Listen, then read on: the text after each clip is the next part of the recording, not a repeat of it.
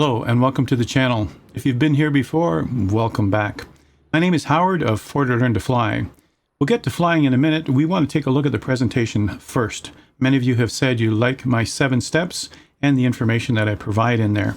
It becomes quite lengthy, so certainly skip ahead to the parts you need, but we'll take a closer look at this airplane and the glider that comes with it. So this is actually a 2-part series here. And I'll try to fit it into one sitting, and you can certainly pick and choose the parts that you want. In this package from Microsoft, from the Marketplace, there are 2 planes, a number of variations, but you can fly the C-47 or you can fly the glider that gets towed by a C-47. So that's something that will be interesting, fascinating, lots of fun, and a new skill to learn. I will mention that I did a DC-3 session before, which is a lot of similar material. And if you've already flown the DC-3 and watched my session here on YouTube, then you will also be able to jump in here with very little differences. And we'll point out those differences here in the presentation. If this is all new to you, I'm certainly going over the material that you'll need to know, the 7 steps. So let's get started.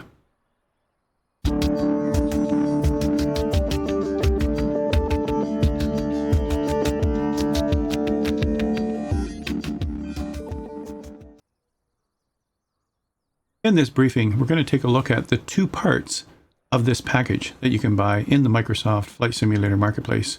On the left here, you'll see there is the C-47, the workhorse of D-Day, and on the right, you'll see the glider. This is the CG4A glider, which gets pulled behind an aircraft in this package behind a C-47. And so we'll look at both of them in great detail. We'll start out with the C-47, and then we'll show you the manual and some flying with the glider. I do want to mention here, always a disclaimer, these are certainly used, these sessions, these lessons are used in Flight Simulator of any type. If you have the same planes in another simulator, it doesn't have to be Microsoft's, but this is a product that has actually been released for Microsoft Flight Simulator. I just share my knowledge. I am a real pilot, but I like to share my knowledge of flying with others, and I've been doing that for lots of years with my Udemy courses and, of course, these Twitch sessions that I do. So here it is. You can see ahead of us, you can see the C-47 over here, and you can see a tow line right there, and you can see the glider. This is the CG4A glider. And these were used, and we'll take a look at some details of both of them, you guys. But as you may remember from the DC-3 sessions, that the C-47 is the military variant of the DC-3, the famous airliner that actually set the world on airlines. So let's just take a look at this, the C-47 workhorse, first flown in '35, certainly well known for its role in D-Day, June 6, 1944, back in the day, when thousands of these were pulling gliders and taking troops over across the channel. Certainly used in other theaters of war and certainly used in practices and things that the military does. But this iconic airplane, legendary airplane, we have taken before in the DC-3 video. So you see this picture here. We'll show you a bigger one later and we'll show it to you live. Here it's actually letting paratroopers out the door. And that's actually simulated here in this package. It's a low-wing, twin-engine monoplane. It's actually got radial engines, and we'll talk a bit about that.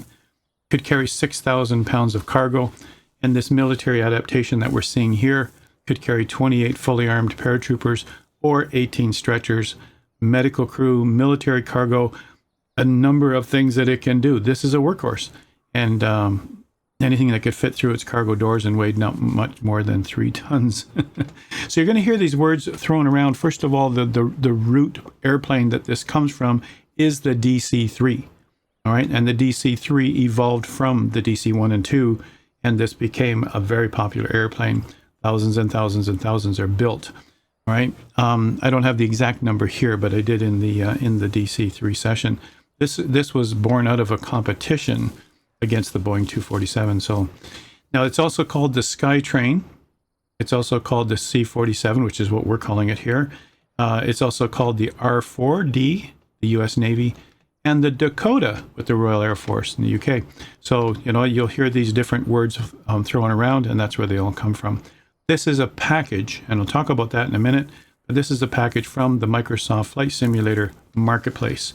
And for those who have deluxe or premium deluxe versions of the simulator, you can get these at a discount. It'll come up on your screen as a discount. And I think for deluxe and premium deluxe, it was probably $9.95 US. So very inexpensive, I would say, for what you're getting.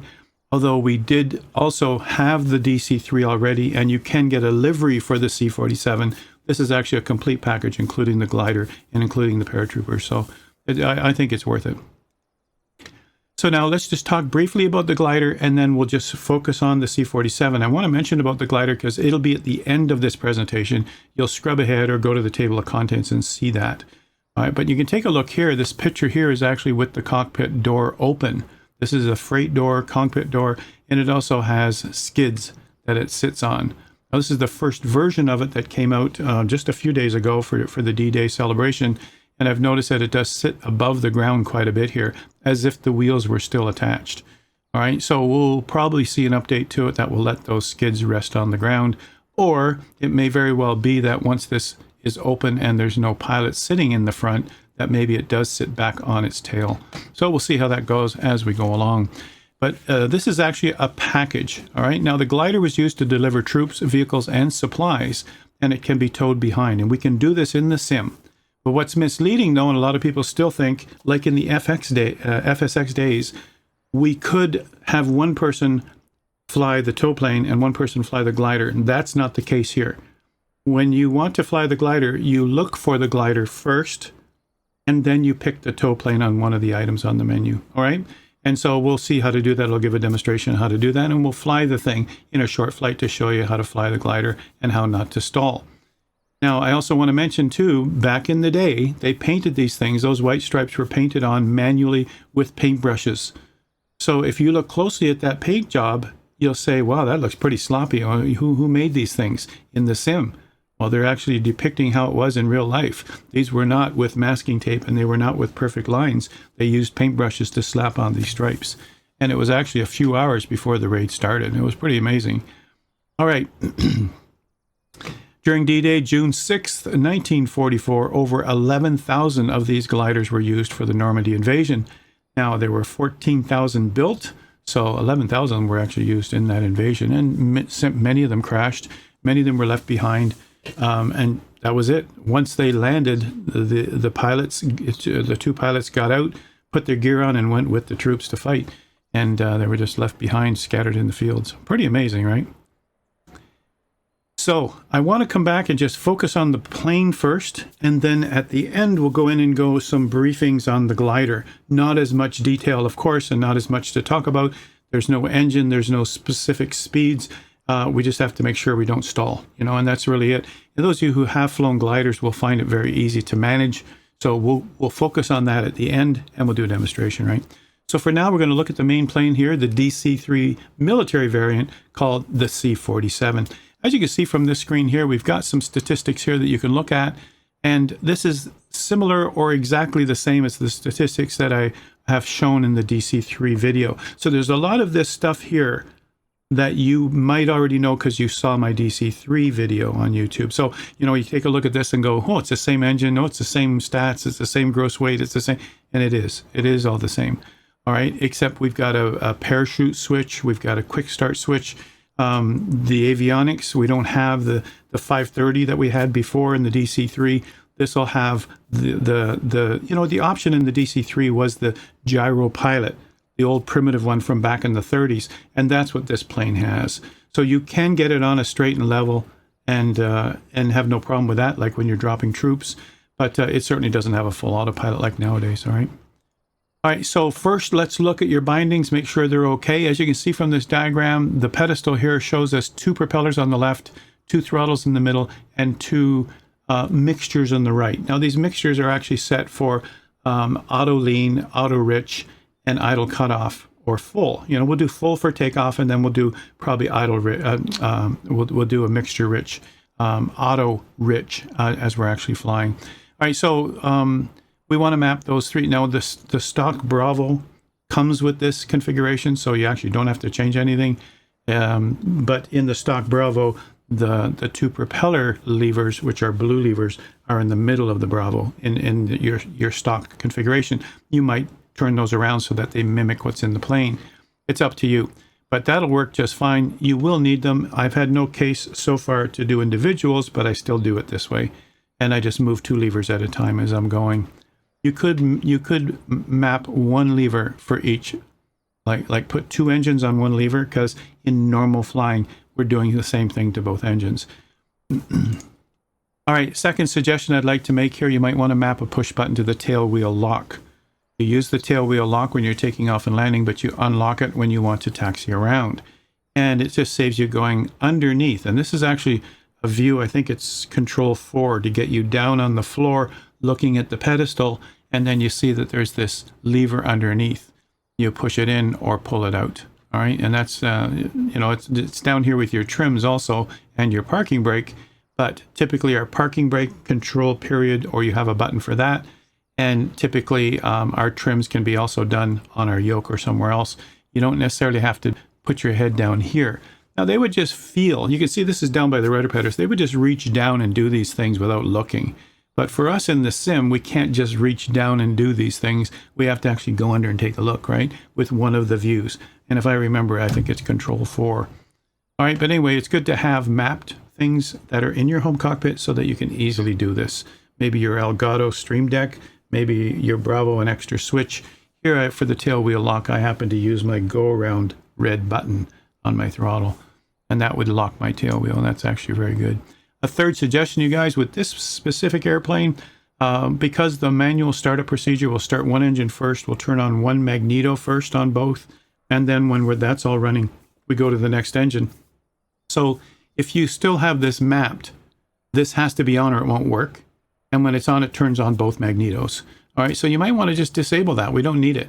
When we're up there flipping switches to get the engine starting, the magnetos are right there. We just have to use our mouse on it, all right? So I'm suggesting you just remove those 4 bindings. All right, that's one thing that you can do also to make it more realistic. Now let's take a look at this engine. I find it fascinating. The Pratt & Whitney line of engines are in hundreds of thousands of airplanes.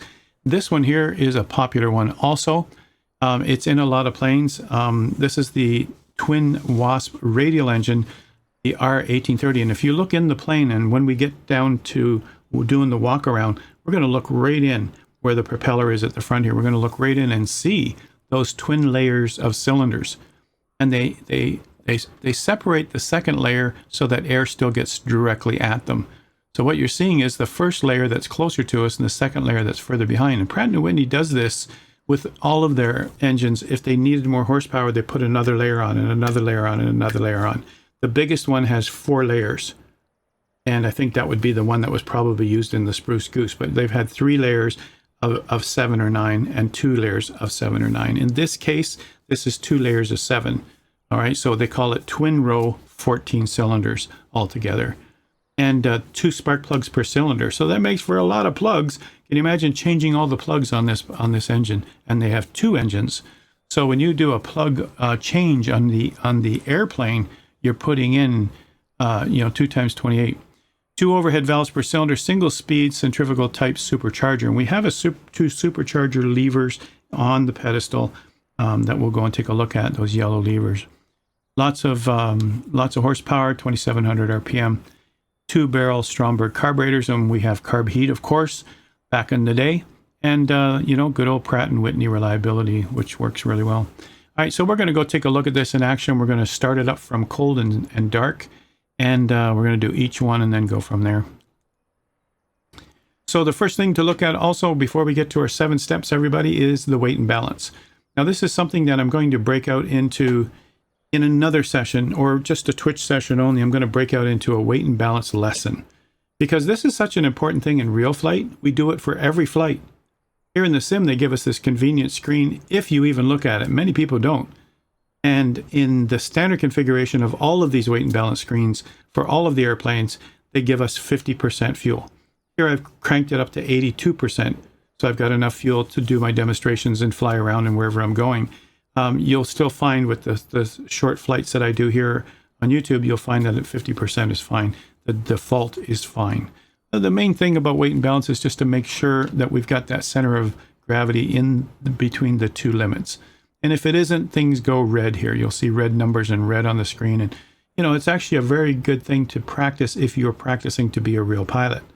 Using weight and balance, grab the same plane you're learning to fly in, like a 172. Go to the weight and balance here and play with the numbers. It's like your spreadsheet for weight and balance, and you really get to understand it better.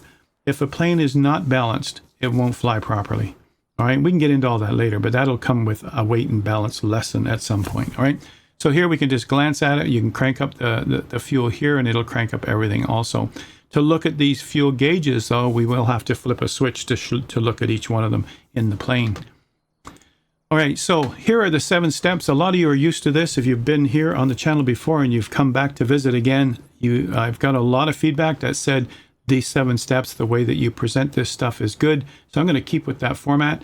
I've been doing this for 3.5 years on Twitch. Every single Tuesday night, I do a lesson on something. If it's a new airplane, I go through the 7 steps like this. All right, I'm re-recording this just for YouTube so that we don't have the distraction of the chat that we have in Twitch, and we don't have the distraction of live at the time without ever being able to cut something. If I stumble here, I can always just cut that and carry on, right? So that just keeps it from you being annoyed. All right, so the first step here, obtain the pilot's operating handbook. In this case here, I do have a pilot's operating handbook for a DC-3, but I found that the manual that comes with this airplane is sufficient, and it's wonderful. And if I could just take that and put that on the screen real quick here, I'll just show you why I think it's such a good manual. And I write manuals, and I also do sanity checks on other people's manuals or help them doctor them up. When I look at the quality of their manuals, there is nothing more to add. There is no criticism whatsoever. This thing is so well done. And I highly recommend this is all you need. It's got checklists, it's got visuals. Even the checklists will go down visuals. Instead of just saying hydraulic pump on, they'll show a picture of where it is. And I think that's amazing when you see that kind of setup. Like even here, look at these 3D views and how they've labeled them. I cannot do this any better. All right, so we'll just use the manual. We'll just show it on screen. It's not a copyright to show it on screen. It's just a really good manual, and I want to make sure you guys see that, explaining all the instruments and what the ranges are. I mean, it's just amazing. So here's an example of a checklist, before taxiing checklist. Look at your hydraulic pressures. Radio on and checked. It's up in the overhead panel. All right, the clock set, or in this case, record at least the time before you take off. Altimeter set, gyro set and uncaged, flight controls free. I mean, it shows you a picture of what you're looking for. And I think this is marvelous. Instead of a boring checklist, which most of us, and I'll say most of us simmers, aren't used to a long drawn-out checklist. I just want to fly. I'm on my lunch hour at work and I just want to fly, or whatever the reason. So you don't have the same discipline that real pilots have. We have to use the checklist, and we have to go through them every single time, no matter how well we know the plane. And we don't want visuals. It makes for pages and pages. We want a checklist that's very simple. And they also have that in here if you want that. And you could just print it out and use it, all right? So this kind of idea here, parking brake on, tail wheel locked, fuel booster pumps off, and then they go down here and they show you what these things look like. Look, this is cowl flap stuff. I mean, it's just amazing. You will learn a lot just from the manual, all right? So yeah, I hope you learned something from this live visual or recorded live visual. But, the manual is just an excellent resource, you guys, and I can't say enough about it. So obtain the pilot operating handbook. Second, we want to learn the vital speeds. What's the stall speed of every airplane, helicopter, whatever your glider, whatever you're flying? You need to know the stall speed, with flaps, without flaps. That's the most important part, because the first rule of thumb in flying is never stall. Stall means fall out of the sky. Stall means you don't have enough forward airspeed to keep lift on the plane, and so you'll fall, right? And if you fall, sometimes you'll fall left or right, or you have no control. And if you're close to the ground, game over. All right, so your first rule of thumb, if you want any kind of realism, is stay above stall speed. All right, so we need to know what that is. And in every plane is different, and every configuration is different. All right, so we want to go and take a look at that. So learn the vital speeds, such as takeoff, landing, and cruise. All right, and we're going to go and learn that, and then I'll demonstrate it. All right. Number 3, learn how to handle multiple engines. And you'll notice that in this plane, we have 2 engines, so we have to focus on that. In our single engine sessions that I do, we can just forget about step 3. But this is important if you have 2 engines. All right, now get or make a checklist. We're lucky it's there in the manual. It's all there. I have elaborate checklists. I have checklists from real POHs that I've used in the DC-3 before. But they've got an excellent checklist here. They also have the in-sim checklist, which will help you learn where all the pieces are. So it's easy enough. We don't have to actually make one. We can just go find one right in the manual that comes with it. Learn about the blue knob propeller lever. All right. Now, in this plane, it doesn't show up as a blue knob. Back in the 30s and the 40s, and when they made this plane, there was no such standard of which color should be which. At least they got, you know, the mixture's a red one and the throttle's a black one, which is still today. But their propeller lever, their blue knob propeller lever, it isn't blue, but still we understand what it is. It does have a letter P on it to mean propeller. All right. And if you're confused about that, you know, constant speed propellers and variable speed propellers and, you know, governors and propeller lever and RPMs, you know, that can all be explained. And I've done this before. I know in the beginner, intermediate, and advanced courses that I have on Udemy, I explain that in great detail and we do experimentation on it. Some of these planes, you can actually move the propeller lever and see the propellers actually turning. That's pretty cool. But typically you wouldn't be able to see that unless there was hydraulic pressure, right? So anyway, so we'll learn we'll learn how to do that. It's pretty simple, you guys, and we'll understand it. Now, cockpit orientation, I simply step through the control views. Control 1, Control 2, Control 3, Control 4 are all the different views. And if you have a hat switch, you can flip through some of those views also. You really want to be able to look around because you have to reach over for certain switches or reach over and check gauges or reach over and look at something or look overhead. So if you have a head tracker, and I use the Toby here in this studio, if you have a head tracker, you can look where you need to look, and that works well. If you don't have that luxury, you'll have to use views to find stuff, all right? But even that floor view I showed you earlier, looking down to see where that tail wheel lock is and the parking brake, I can't even do that with my Toby. I just can't get down there and look underneath there. So that I would have to rely on the Control 4 or have it mapped to my home cockpit somehow, all right? Now, number 7, take it for a spin and get to the practice area at altitude and get comfortable. I always recommend that because at altitude, and I mean altitude to give you a buffer, and this is in real life, we take airplanes out to the practice area and we do high-level maneuvers. And they could be steep turns that go wrong. They could be spirals. Back in the day, I did spiral training, spin spiral training. It's not on the curriculum anymore, but instructors still have to be able to know how to do it. We just have to learn how to avoid it. But the point is, we would get up to, say, 4,000 minimum or 5,000 or 6,000 feet and do these things where we take a couple of thousand feet to recover. And we're never worried about hitting the ground. So, you know, that's why I say get to altitude, you guys. You want to take this big lumbering queen of the skies up into the sky and take it into a stall and see what happens. How much do you lose before you recover? You know, take it into a steep turn and see how much you can turn before you're just going to fall. All right. And these are the things that you should do. And that gets you comfortable with the parameters and the limits of the airplane. And that's and we do that in real life. And even in the small training planes, I did my spin training in a 150, a small 2-place plane with half tanks of fuel and 2 people in it, you know, and then I did it again in a 172 trainer plane. And that way you'll know how it feels, what happens before it stalls. You'll know enough to change that before it all happens, right? So anyway, that's what I mean by take it to the practice area. In this case here, in my demonstration, we'll take off, we'll let off some paratroopers over the airfield as if it were an air show, and then we'll go back and land on the grass strip again, and we'll do something like that. So step number 1, now bear with me, here we go. I'm not going to drag you through the manual, you guys. I'm not going to take you through page by page by page. You're going to have to do that yourself. I do recommend that you read the whole manual and then go back and make highlights where you need to, all right? You can do that easily in any PDF reader. You can put highlights in where you want, put bookmarks in so you can find those things again. This is an actual picture of this product. You can actually find, I'm going to show you a hidden spot where you click it, and the crew door opens, and out comes the ladder, and a person is actually at the bottom. That is cool. Very nice way to start it also, right? Now, there's the original DC-3 guide from when the DC-3 was released for Flight Simulator. At that point, I also found on flightsim.to a C-47 livery. All right, so it was just a livery that would paint it in the C-47 colors, right? It didn't have the big cargo door, but it certainly made it look like a C-47. So a lot of you will still stay with that, but I'm talking about the package here that actually gives you the C-47 plus the glider, and that's why I'm focusing on it here. All right, you'll find that because it comes from the marketplace, you'll find it in your official folder, not in your community folder. If you know where your community folder is, you go up one and then down into your official.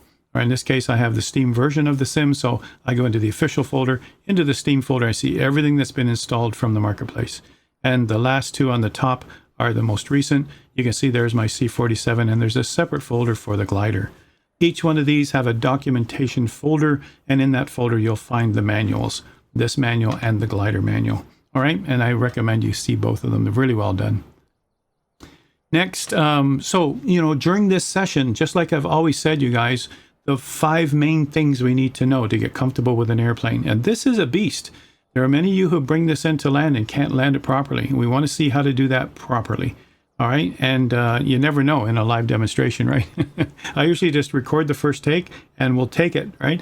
And I leave any mistakes in there because I don't want you feeling like your first flight should be perfect. My first flights are never perfect. All right, I want you to know that. And I'm a pilot in real life. When I go in and fly, even today, after hundreds and hundreds of hours in a plane, I can still come in and have a not so great landing, as long as it's safe. If it's not safe, you go around. But the point is, I want you to think about the same thing. You might bounce at first with this thing. You're not sure where your legs are. All right. And so if you feel like this is going too fast and too ugly and too, it's just a really bad approach, give it full power and do a go around. Full power, positive rate of climb, and put your flaps up one increment at a time and make sure you still got positive rate. And away you go, and go back around and do it again. All right. Do that as often as you need to. And if anybody happens to be watching in multiplayer, they're learning something from you. All right.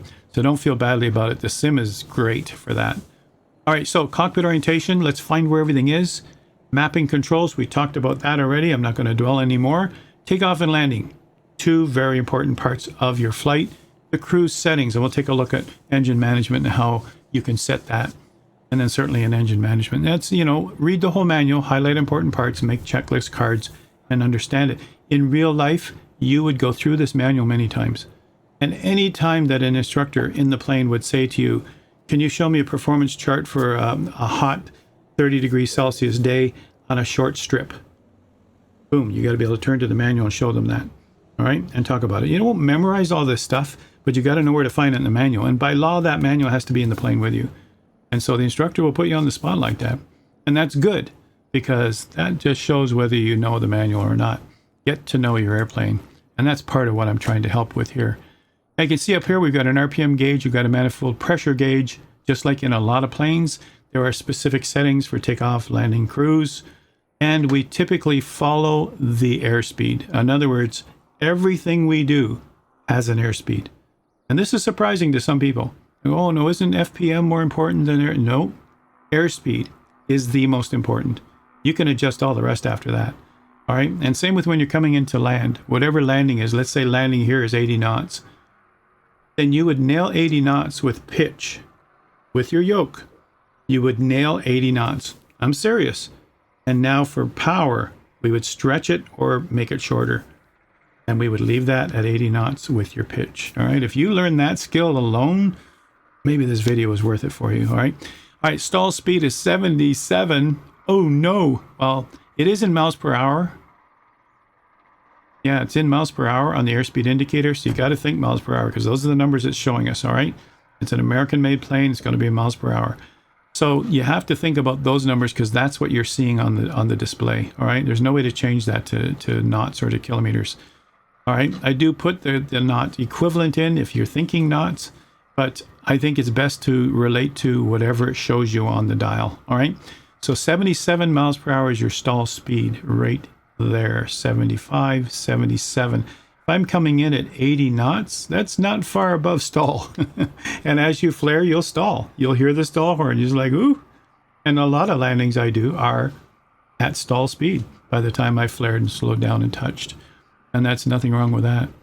Go around 2,300 RPM, 33 inches. So when you take a look, when they say 33 inches, wait a second, that's like way up here on the dial. You can see that up top here, right? Wow. In other words, full power, you guys. Whatever you can get out of this thing, right? All right, so let's take a look in here. Sorry, 2,300 RPM right here. So I'm pointing at the wrong dial. Way to go, Howard. So 2,300 RPM in the green still here.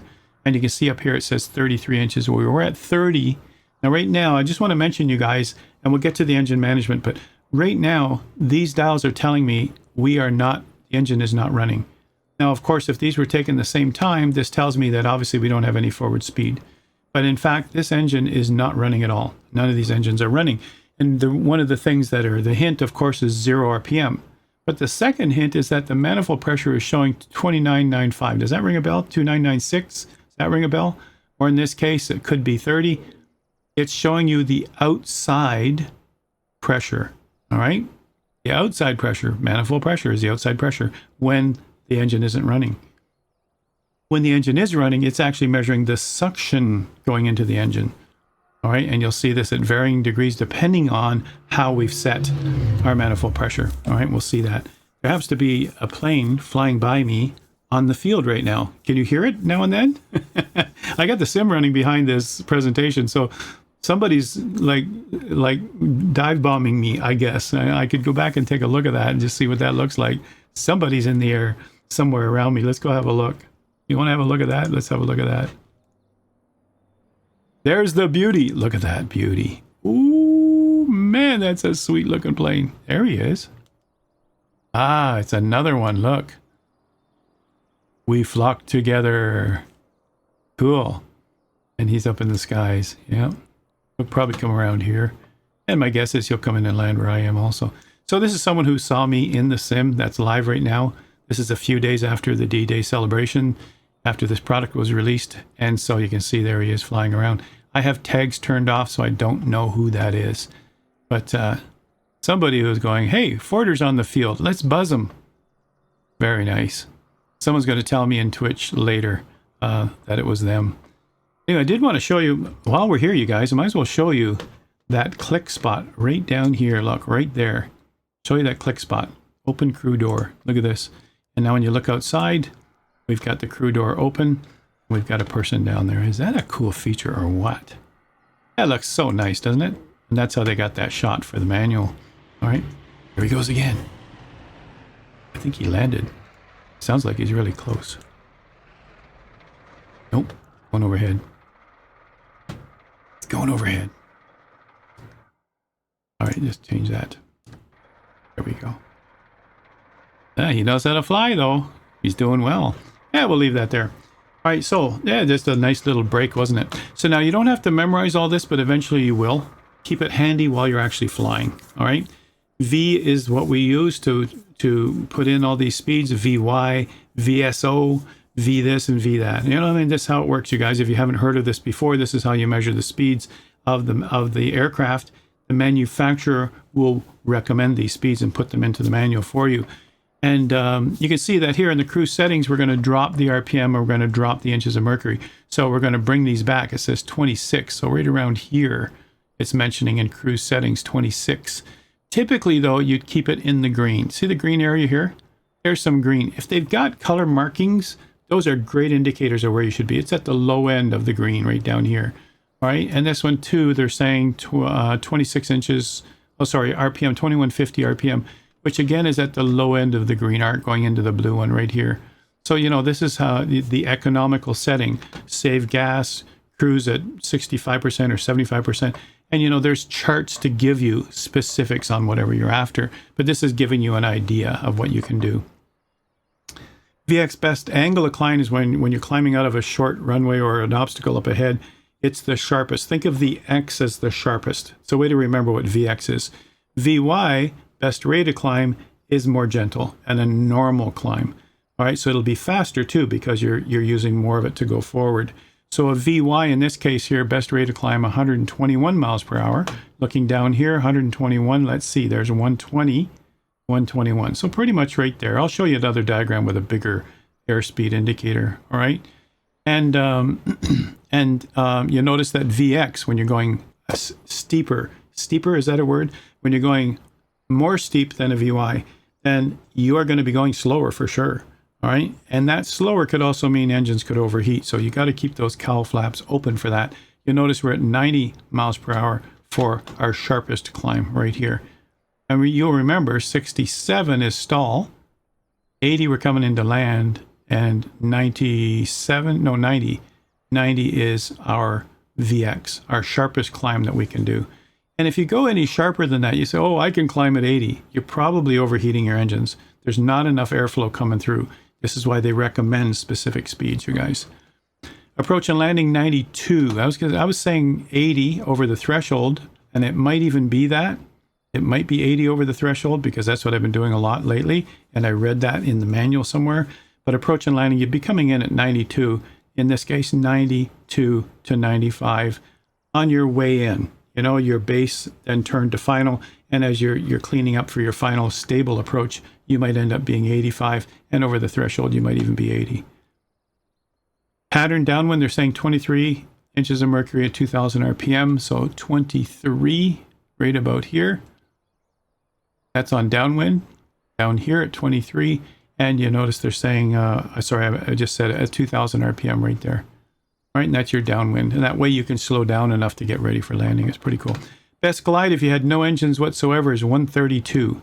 132, way up here. And the idea of best glide is to stay with as much altitude as possible so that you can pick your field and get there. People who go, well, I see my field, I'm going straight for it. You're not leaving yourself much room for doing a circuit and for coming in on a stable approach. And you might be too low by the time you get down there, or even too fast. So, you know, typically you would always trim for best glide if you had no engines and put it down.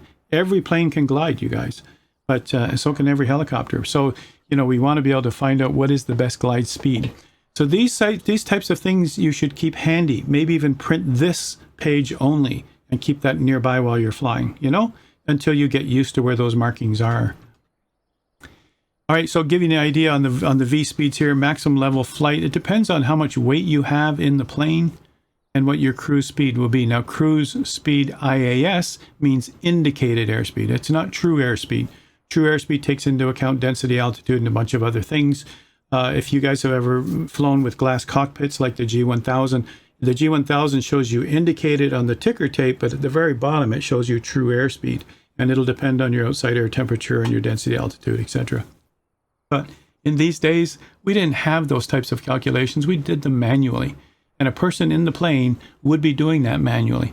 They'd see the indicated airspeed, they'd know the outside air temperature, they would know the density, altitude, and do all the calculations, which we learn in ground school, and they'd figure out the true airspeed, right? And then also you can think about the winds aloft and what's my ground speed. You know, these are all calculations you learn in ground school, but we're not doing any of that here. All right, we're leaving math out of it, okay, I promise. All right, so maximum glide, they're saying here's the speeds. You know, remember I was talking about the speed for it, depending how heavy you are, what's your glide speed. Maximum speed for extending landing gear. All right, and they're talking in here, and again in miles per hour indicated 160. Wow. So the landing gear here could take a beating. A lot of planes that I fly, the landing gear can't even come down unless you're 120 or below, something like that, because they take a beating. When that gear is out, it adds drag, but it also takes a lot of force on it, right? That wind force. And these were made to be that robust. Look at that. Max for extending wing flaps, 112. Now, wing flaps, 112. Wing flaps are the middle parts of the plane. And again, we can show you that as we go along. Let me just come out here and just show you. For those who are new to this, I know some of you are very experienced, but I don't have flaps down yet. But the flaps on this plane are right here and right here. They're always the movable areas of the wing that are closest to the fuselage. Those are your flaps, and they go down the same time on both sides of the fuselage. All right.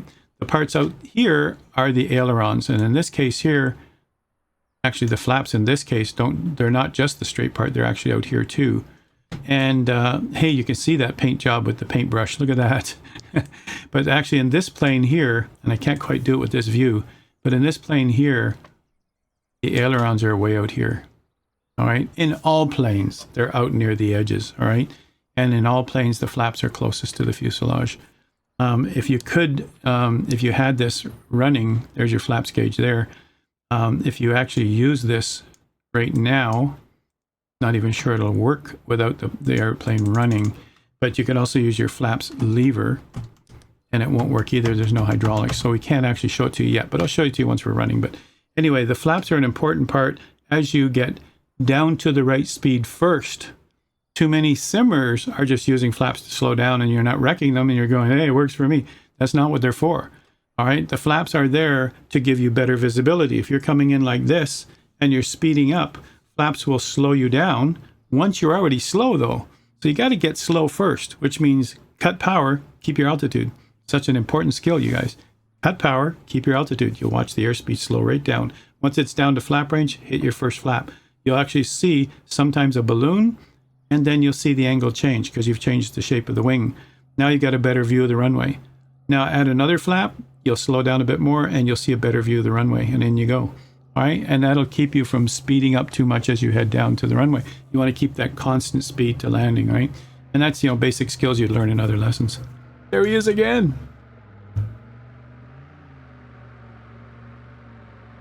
Almost sounds like he's nearby.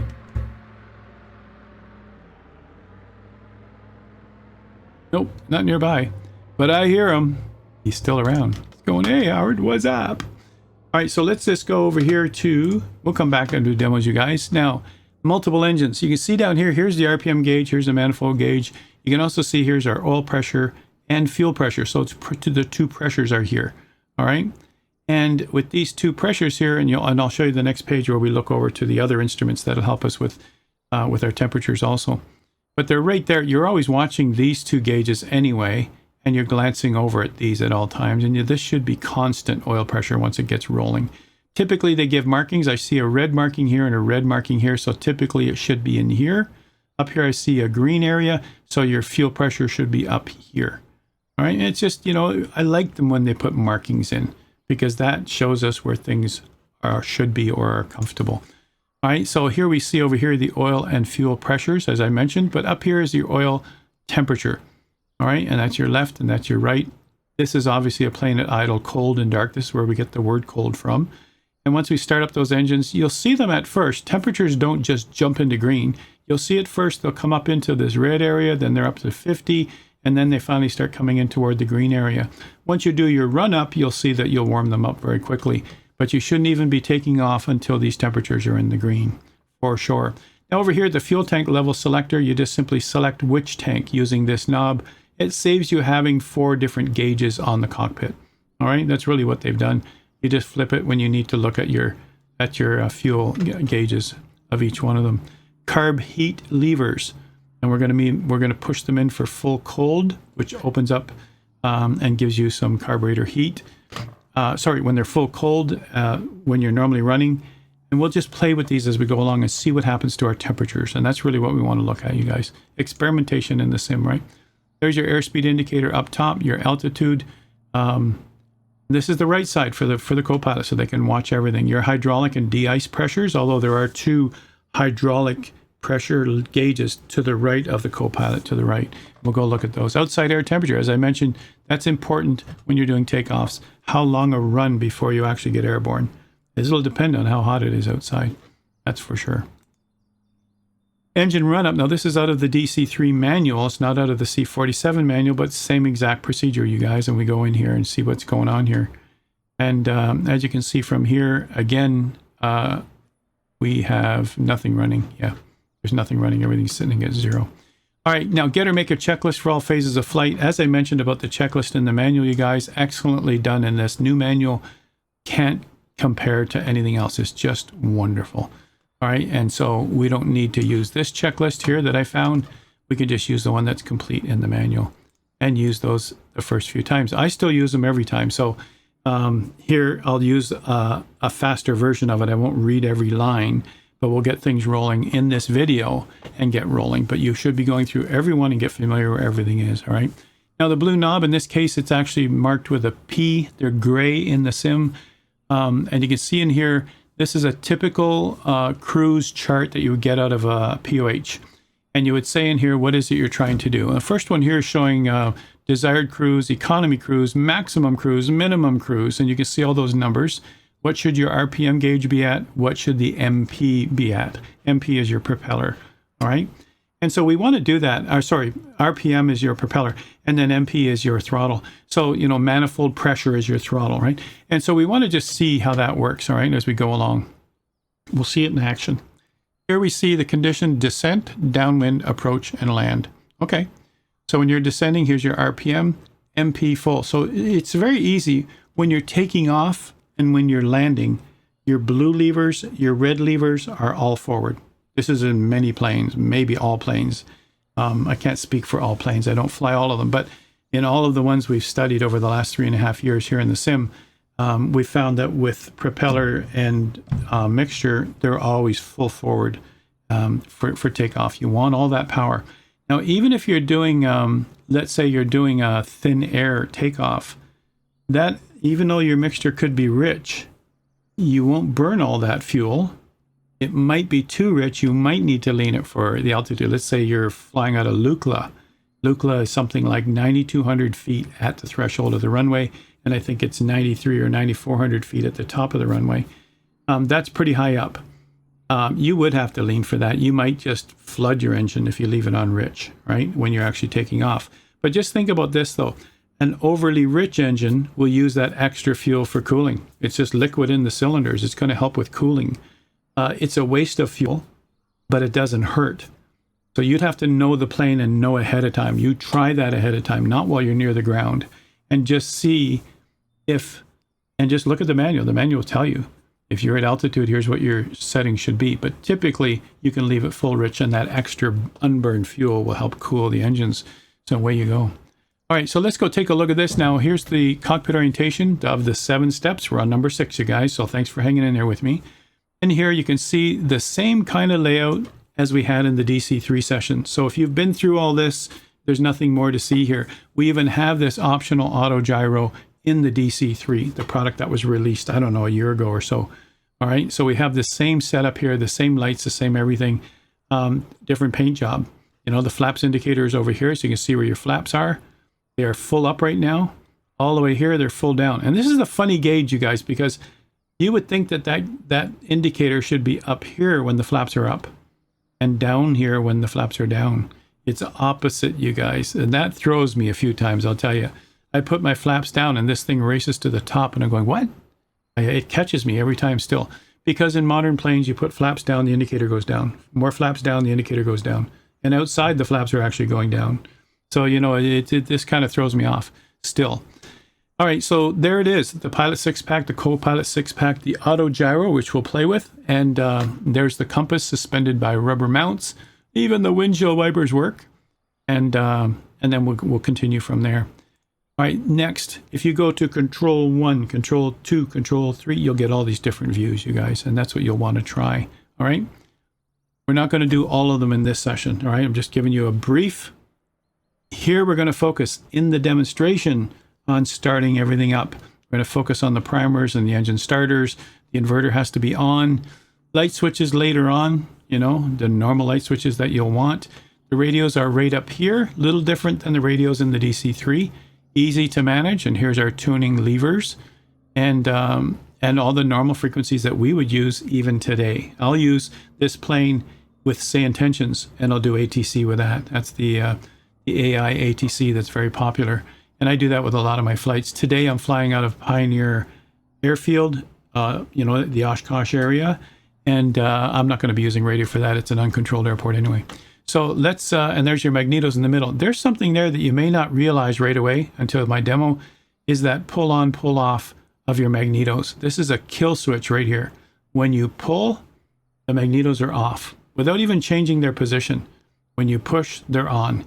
All right, this is good. It's a good safety thing also. If you put both of them to the off position, which they are right now, and you pull this out, there's no chance of those engines starting.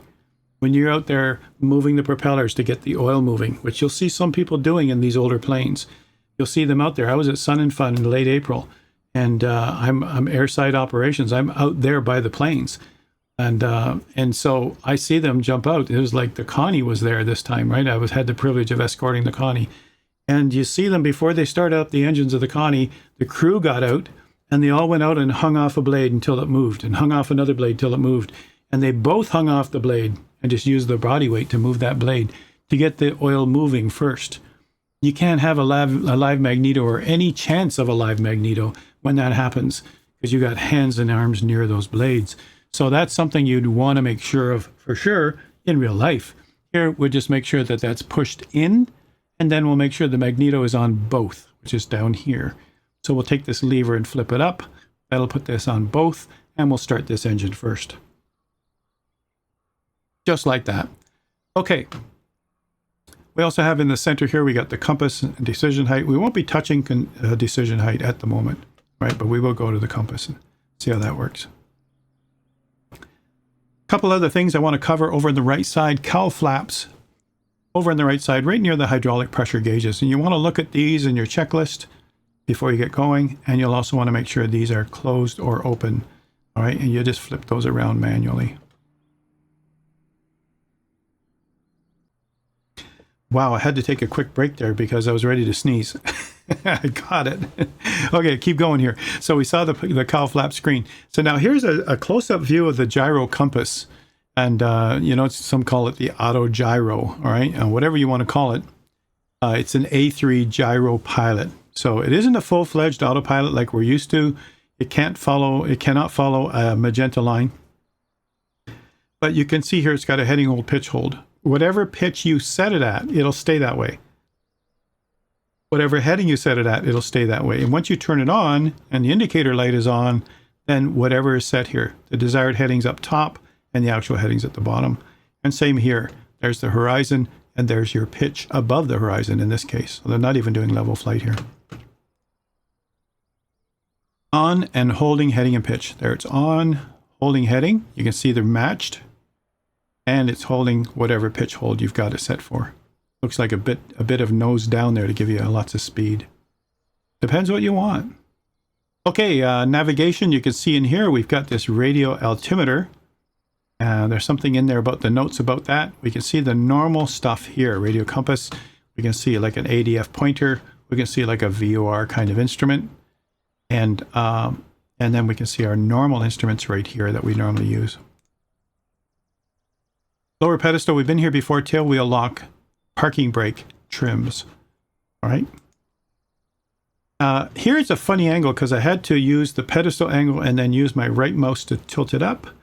And when I tilted it up, then I can see the fuel selector valves. Typically for this flight, we'll just use the valve. We'll use our mouse wheel on the valve and turn it over to right. Right main right here. All right. And then over on this one, we'll just leave it on left main right here. So this will be the 10 o'clock and 2 o'clock position. And then you've got fuel on, away you go. Very well diagrammed in the manual. But here we see the hydraulics. We start like this, which gives you hydraulics from both engines. And once we get flying, we'll move this over to give us hydraulics for the gyro pilot and hydraulics for the rest of the things. All right. And then there's the flap handle, but most of us have that mapped in our cockpit. And here's the landing gear handle. Most of us have that mapped in the cockpit. On the floor, we see two things here. This is an emergency hydraulic lever, and there's a little latch there. If you click the latch, then this is available to you. I haven't actually used it, but that's what that is. And then here's your fire control stuff, right? And you can open up this and work with it. That's on the floor. All right, here comes the fun part. We get to take it for a spin, all right? This is what I recommend. Spawn on a runway first, because then everything's running. All right, instead of waiting so long to go through the whole checklist, I'm finally going to fly. What we're suggesting you do, my suggestion, the first flight, is to start on a runway. Make sure it's an airport that's not busy. Don't go to LAX and spawn on a runway. You're going to get a lot of people in multiplayer upset with you. If you'd rather do this calmly without anybody watching, then turn off multiplayer. Okay, just turn it off. You're there in the field alone. No one will ever see you. And then practice, crash, do whatever it takes to get comfortable with the airplane, and don't worry about people getting annoyed or you being in the way. Now, spawn on a runway to get flying right away. Everything's running, switches are all set, and all you have to do is advance the throttle. Practice takeoff and landing while adjusting engine and trims. Try to nail the speeds that it recommends along the way. Practice checklists for all phases, including shutdown at the end. Now, once you're comfortable and you've done some maybe wide circuits, or you've gone to the practice area, done some stuff and come back, whatever, I still would like you to eventually spawn on a parking spot, cold and dark, and walk through those procedures. Now, maybe in the sim, you may not ever do that again, but do it at once. Just try it once. It's so, I don't know, satisfying to see an engine start properly and to see the smoke come out and, hey, it worked. And it might even be dumbed down a little. All right. Some will say, oh, there's a few more steps that aren't there. It's true. But we're getting closer to realism. You know, they're making it so that Any of us can learn this without becoming pilots, studying ground school for 40 hours, studying the airplane for 40 hours, and then going for a check ride. That's a lot of work and discipline. A lot of us don't want to put in that kind of time. So there's some things they've dumbed down. All right. And I'll use that word. And it still gets us flying, you guys. All right. So before I go, now I'm recommending that. Let's go to the demonstration. But before I do, I just want to show you, here's what it looks like in the sim. It doesn't say DC3. That's one that you might already have installed. It says C47. And then once you select that and you select liveries, it gives you 1, 2, 3, 4. Well, some call it liveries, but 1, 2, 3, 4. These 3 are flyable. The 4th one is not. It's only used with the glider. You can't pick this. Even if you pick it, you can't fly. You'll see the fly button will not become visible. All right. So the tow plane, we just leave it. It'll do an AI thing when we're in the glider. All right. But these 3 you can fly. This one does not have the paratroopers switch or the door. All right. This one here, the red and white. But these 2 do. Either one of these can be used for all your flying. There he goes again. He's wondering why I'm not acknowledging. He has no idea I'm recording something right now. Whoever that is. So you guys, I'd like to dedicate this lesson to the brave men and women, of course, who fought during D-Day and in the preparations for D-Day. This is, just a few days ago. This was the 80th anniversary of D-Day, June 6th, 1944. And lest we forget. So let's go take this thing for a spin and get it rolling. All right, make sure it happens. All right, so let's do that. Here comes the demonstration, everybody. So we're back in the cockpit. The first thing we want to do is certainly get some air in here. And you'll hear a difference in the sounds when we do that also. Second thing I want to do is I want to remove the pilot for the moment. Do this hot clickable spot right up here because I need to get at the cowl flaps and the intercom and all that. Now, certainly you would ask your co-pilot to help you with these on the checklist items. And here we see the hydraulic system pressures over here. Very similar to what we saw in the DC3. All right, let's get this engine started. And to do that, what we'll do is just go through the checklist. The one that's in the manual or the one that's in the sim. The one in the sim, of course, it's a bit trimmed down, but it still has a lot of settings. And the nice thing about it is you can find stuff. All right, so if you're looking for a specific thing and getting familiar with it, you can just simply click the eyeball, as some call it, and it'll highlight what you're looking for. So there's a learning curve here as you press each thing. Ground power switch, where's that? Right beside it, right? And then you look at each one, fuel gauges, check all, and it jumps you to that section. Then if it doesn't show up behind you, then it's got an arrow pointing somewhere. Lights as required, parking brake set. So now you find out where the parking brake is. And the parking brake, you can see right there, highlighted. So we'll close this. We don't need that at the moment. That would just clutter the page. What we'll do is we'll just go through. I'd like you to reference the manual. The manual has everything in there. And that way you can watch the manual as I do it on the screen. It'll be a lot faster too. This could end up taking a half an hour the first time we walk through it and learn about it, right? So the very first thing, the hydraulic pump selector, as you watch that list, I'm going to use Control 8. Control 8 gets me to the side between the 2 seats. And down here, if you use your arrow keys, you'll notice that there are 3 different levers here. This first one here, if you notice the 2 settings for it, this hydraulic lever, the blue one, says left engine hydraulic system, right engine hydraulic system. So we leave it like that to get things started. And once we're rolling, once we're in the air, we're going to change it to this position, which leaves still the left engine the right engine is still there for hydraulic system, but the left engine now is for gyro pilot. And we want to have that gyro pilot, which is the primitive form of autopilot, to help keep the plane level, especially when we're sending troopers out the door. As we look down the list here, you can just hover to see what things are. Emergency autopilot valve. Down here we see the flap handle, and on the floor you see the gear handle. So everything's right there, although most of us will map these things. All right, same with the toe brakes and stuff like that. A bit more orientation as we see here. You'll see it as we start up the engine, but there's some fuel valves left and right, and we're going to set those in a minute. But you'll notice with the throttle quadrant, and you'll see that if you do Control 3. In Control 3, you notice that you can set the fuel here. You can also move those out of the way. As an example, here's our fuel switches. We'll turn those on, fuel valves. Here's our booster left and right, so our supercharger left and right. And we can see here we have standard, I say standard mixture. They have indents or idents that actually lock them in place. You can use your mouse on those. But once we're flying, we'll put it into auto lean. So we'll just bring it back to here. We'll just wait for it to see how it sort of falls in like that. Falls in. That's the position there. Fell in. That's what you want. All right. And that would be what we set once we're flying, right? And you'll see there's also the propeller levers here. It's an incremental RPM, just like a lot of planes. And you've got them on 2 levers there. That's your blue levers on your Bravo if you're using that. And typical throttle. All right, that we'll use. So when we start up, you'll notice it'll actually have us put mixture rich, propeller full, and just crack the throttle, which is typical of a lot of startups when we have these things. But anyway, I'm getting ahead of myself. Let's go back to the checklist. Hydraulic pump, we checked that. The gear latch, we checked it. Prop handle flaps up and then to neutral. We checked that. Well, we had a look at it. That's the yellow handle down there. Battery switch on. So now we'll go to normal view. And you can see just from here, we can see most of the things we need here. So here's our battery on right there. I can use my alpha for that if I wish.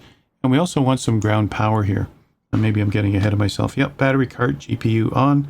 Fuel gauges, check all. All right, now taking a look at this, when you look at standard view, we'll have to do a control 1 to see other things. And here we see gauges that we need. And as we move along, you'll see all the engine stuff over here, which actually I think is control 2. Yep, control 2. And you can see in here we've got cylinder temperature, oil temperature. We'll need these for downwind checks. Here's carbon air. And you'll also notice that we'll see fuel pressure down here, which is important on both engines, RPM on both engines, manifold pressure on there. So now here we see the fuel gauge selector. Right now we are on the left tank. We got half tanks, right tank, all the way around. And you can see we've got fuel. So I say we've got fuel. We're doing a short trip. We're not going very far. We're going to let some troops out and then we'll come back and land here on this grass strip. For those of you who are wondering where I am, I'm actually at Oshkosh, but this is actually the Pioneer Airfield, which is the grass strip. Take a look at that from the outside. And this is the grass strip. There's the EAA headquarters right there on the left. And it's just a grass strip, very much like any other grass strip that you could do. But, you know, in the war days, I mean, these things flew off of grass strips because you could fly directly into wind. You didn't need a specific runway for that. And we'll do some of that in a minute here. So let's get this thing started. We got battery on, we got ground power on. So now we want to move on. Fuel gauges we check. Cowl flaps are open. And then we want the de-icers on. Now again, we take a look at control 1 to see everything we need to see, or 2, 3, 4, 5. Now 5 is radios. 6 starts looking out the window. So we're going to go back to 5. And you can just mess around with this by moving out. And then you can see almost everything that you're going to need here. All right. So we're going to play with these switches here. We're also going to turn on the inverter. We're going to turn on some of these over here. And certainly there's the magnetos. So everything's pretty well here that we need. All right. I want to show you one other click spot too, which is kind of interesting. And that is this hidden spot down here. Now, I had one of the visitors, one of the participants on my Twitch stream had told me about this little secret here. This is a click spot that I didn't know about. And what that does, it removes the ladder and, you know, the crew hatch right here that you saw earlier. I'll click it back on again. And there you see it opens up and then there's the person there. So that's a very handy thing. I just learned that today. But what we want to do now that we've cleared that way is take a look at these cowl flaps over here too. There isn't an actual view for that. So we'll just take a look at it right now as close as we can get it before there's a pilot in place. And you can see it's on the open position. So if you were to do that, trail, off, close, off, trail, open. Let me just come back to here. And what I do right now is I just want to go through the checklist. Right? And you can see a lot of the switches are ready to go. One of the things you'll notice that's different here is these 3 red switches. You didn't have those. You did have ground power. All of these look the same, but these are cold and dark start. Here is quick start. That's actually a Q there, quick start. And if you do those, there's still some notes in the manual that says what else doesn't get turned on if you use quick start. But anyway, we're cold and dark here. We're at Oshkosh, and what we're going to do is we're just going to do a startup and taxi and run and drop some troops and come back. And in the second half, I'll call it. Not sure if it's going to be exactly half and half in this video, but the second part of the video will be towing the glider. I want to show that too, because that's pretty cool. We'll just tow it out and come back here and land it here on the grass strip. Back in here, let's walk through. I'm using the manual. You can use the in-sim checklist, but I'll just use the manual. This is the manual that comes with it. If you look in the official folder, not the community folder, the official folder, because this came from the marketplace, and you look into the documentation area for this plane, I could probably easily pull that up. And if I go to, actually, if I go to community, which a lot of you have a link to, go back one. I'm using the Steam version, so here we go. And you can see here I've got the CG4A, which is the glider. You would pick that. I'll show you how to do that afterwards if you wanted to do it. And then here's the actual C47 that I'm in. In both of these, they have a documentation folder, and you can see that there is the actual manual, and that's what I'm looking at right now. So in the manual, you can see before starting the engines, all right, we got to go just check that everything is in the right position. Now, this is typical of all planes.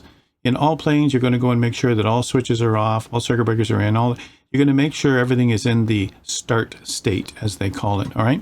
So the hydraulic pump selector, it says left engine. That's an easy one because we're just going, I mean, I shouldn't say it's easy because it's not obvious unless you've inspected the plane, but they mean this flap selector here. 2 positions for that. As I click it, it opens it up. 2 positions for that. And I guess because the engine's not running, we can't do it yet. Anyway, we're going to move that this position or this position. And right now it's in this position, meaning left engine hydraulic assist or system and right engine hydraulic system. So both engines are supplying hydraulics for the moment. Once we get in the air, we're going to flip it over to this position, and it'll be left engine for hydraulics, and then the right engine for hydraulic system. Sorry, the left engine will be for the gyro pilot, all right, which is our autopilot here for this. It isn't needed, hydraulics aren't needed to run this. The hydraulics are needed for this to run the control surfaces, like the ailerons and the rudder, etc. So we'll do that, and we'll probably when we're dropping troops, we'll keep it on autopilot so you can see how that works. So let's get rolling. Let's not make this video super long, as many of them are of mine. We want to mainly work with these switches, and we want to work with the engine startups and the magnetos. And as I have mentioned already, my magnetos are not connected to my alpha, because then both would come on all the time. I'm going to manually just turn them here. So let's just go through the checklist. You saw the hydraulic pump. Now we're just checking the gear latch, the flap handle, the gear handle. So those 3, I'm going to do 3 at a time, all right? So the gear latch, the flap handle, and the gear handle. All right, you can tell from the outside the gears are already down. So from the inside, all we do is we go and look for one of the views that lets us look on the floor. All right, if I push number 4, oh, that's close enough. Number 4, we'll come down here in a minute.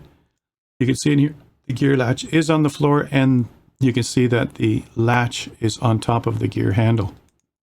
When you click on the latch, there's the gear handle pulled up, and then from there, you can see you can raise the gear. Now, obviously, there's a squat switch that keeps us from doing that while we're on the ground. There's also fire control in here, and you can open that up, and away you go.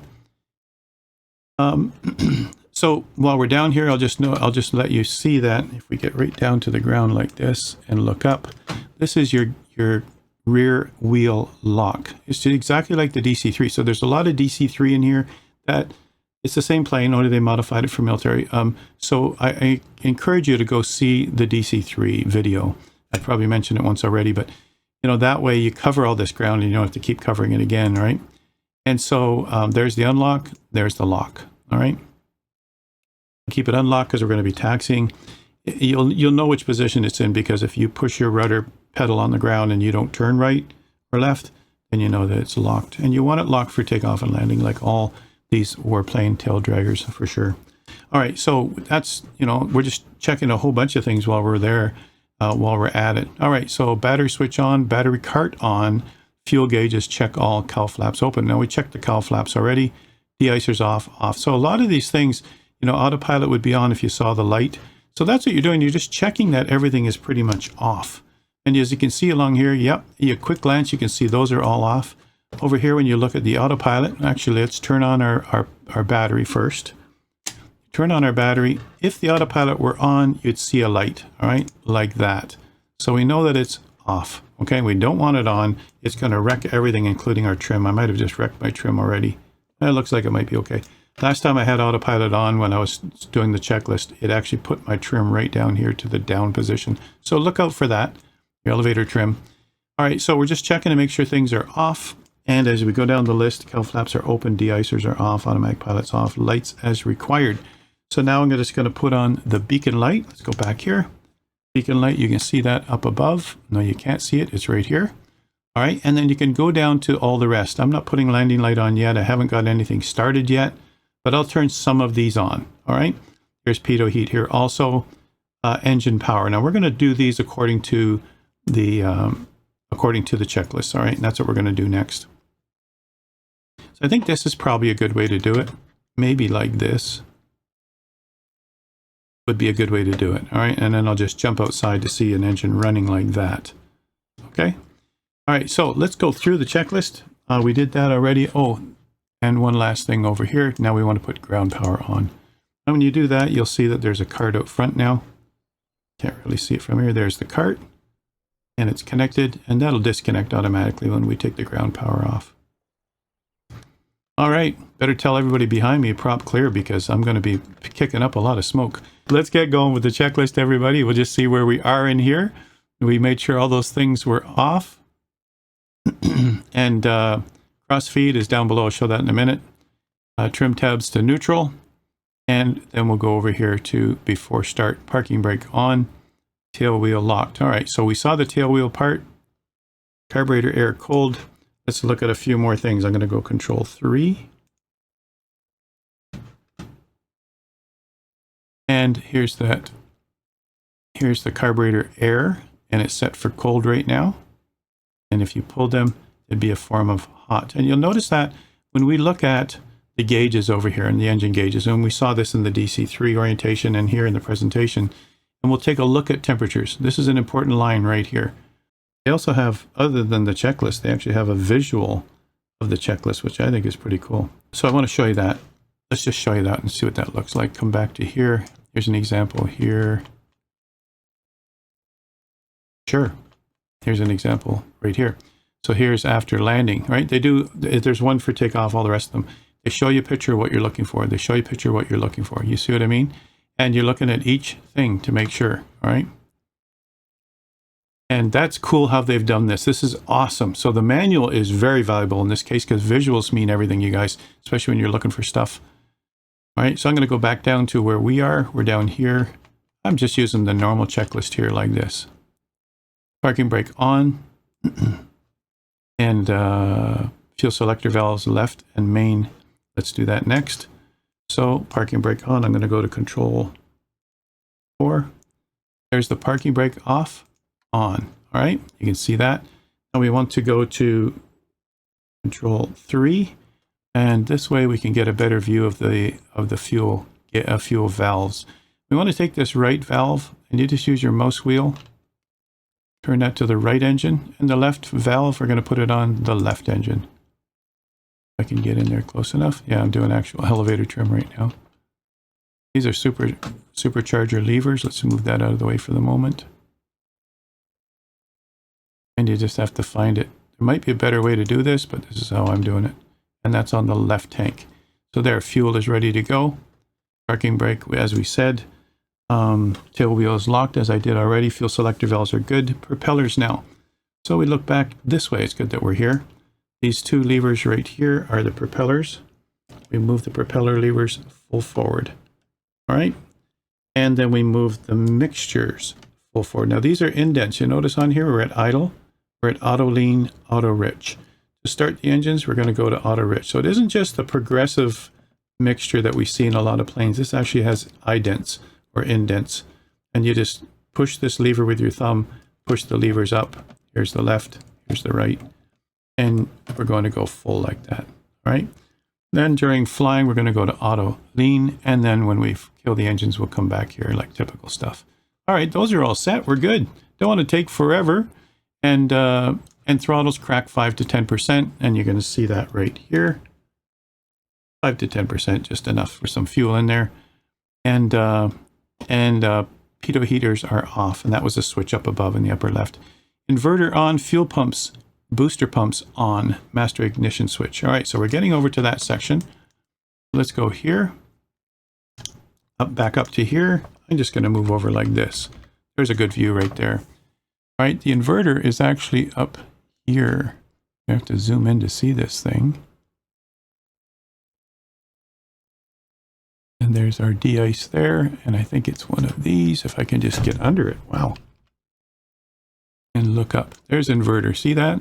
Hard to see, isn't it, right? Cockpit lights, we might need those eventually. Let's turn them on anyway. And so inverter on. All that work just to put the inverter on. Let's leave the screen up for the moment till we have to change it. All right, now it said, all right, starting the engines. The inverter is on. We saw that already. Fuel booster pumps on. So we're going to put on the right one because we're going to do the right engine first. Master ignition switch is on. Pull it off, push it on. There we go. It's on. And if you were looking from above, you'd see that go in quite a distance there. And then the right engine magneto is in the off position. The right starter, the energizer is on. So we're going to go right starter energizer. And we leave that for a couple of seconds. And then the right engine mesh we turn on. And you'll see it go for about 15 blades, I think it is. So we're going to turn the mesh on. You look around here, you can see you would count 15 blades. And then we would turn on the magneto after 15 blades. And then we put on the engine primer. And we should have a bit more sound than that.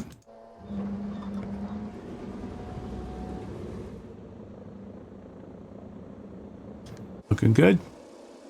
Look down right away to make sure that your engine temperature pressures are good. Now your temperature will take a while to rise. The oil pressure here, you notice that it's nothing for the left, but we've got some pressure on the right, and it's sitting at idle, and you can see the pressure is rising. The temperature will eventually rise as we see it, but we're good. All right.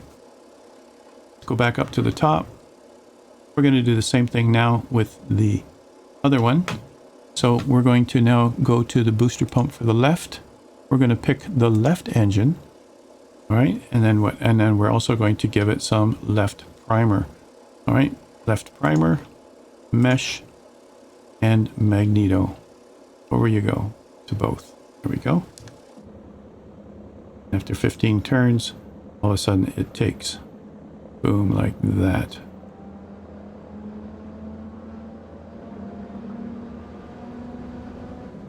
Rocking and rolling. We still got ground power, but now that things are running, we're going to disconnect ground power. I'm sure that's coming on in the checklist. Coming over to our checklist now. Let's see where we're at.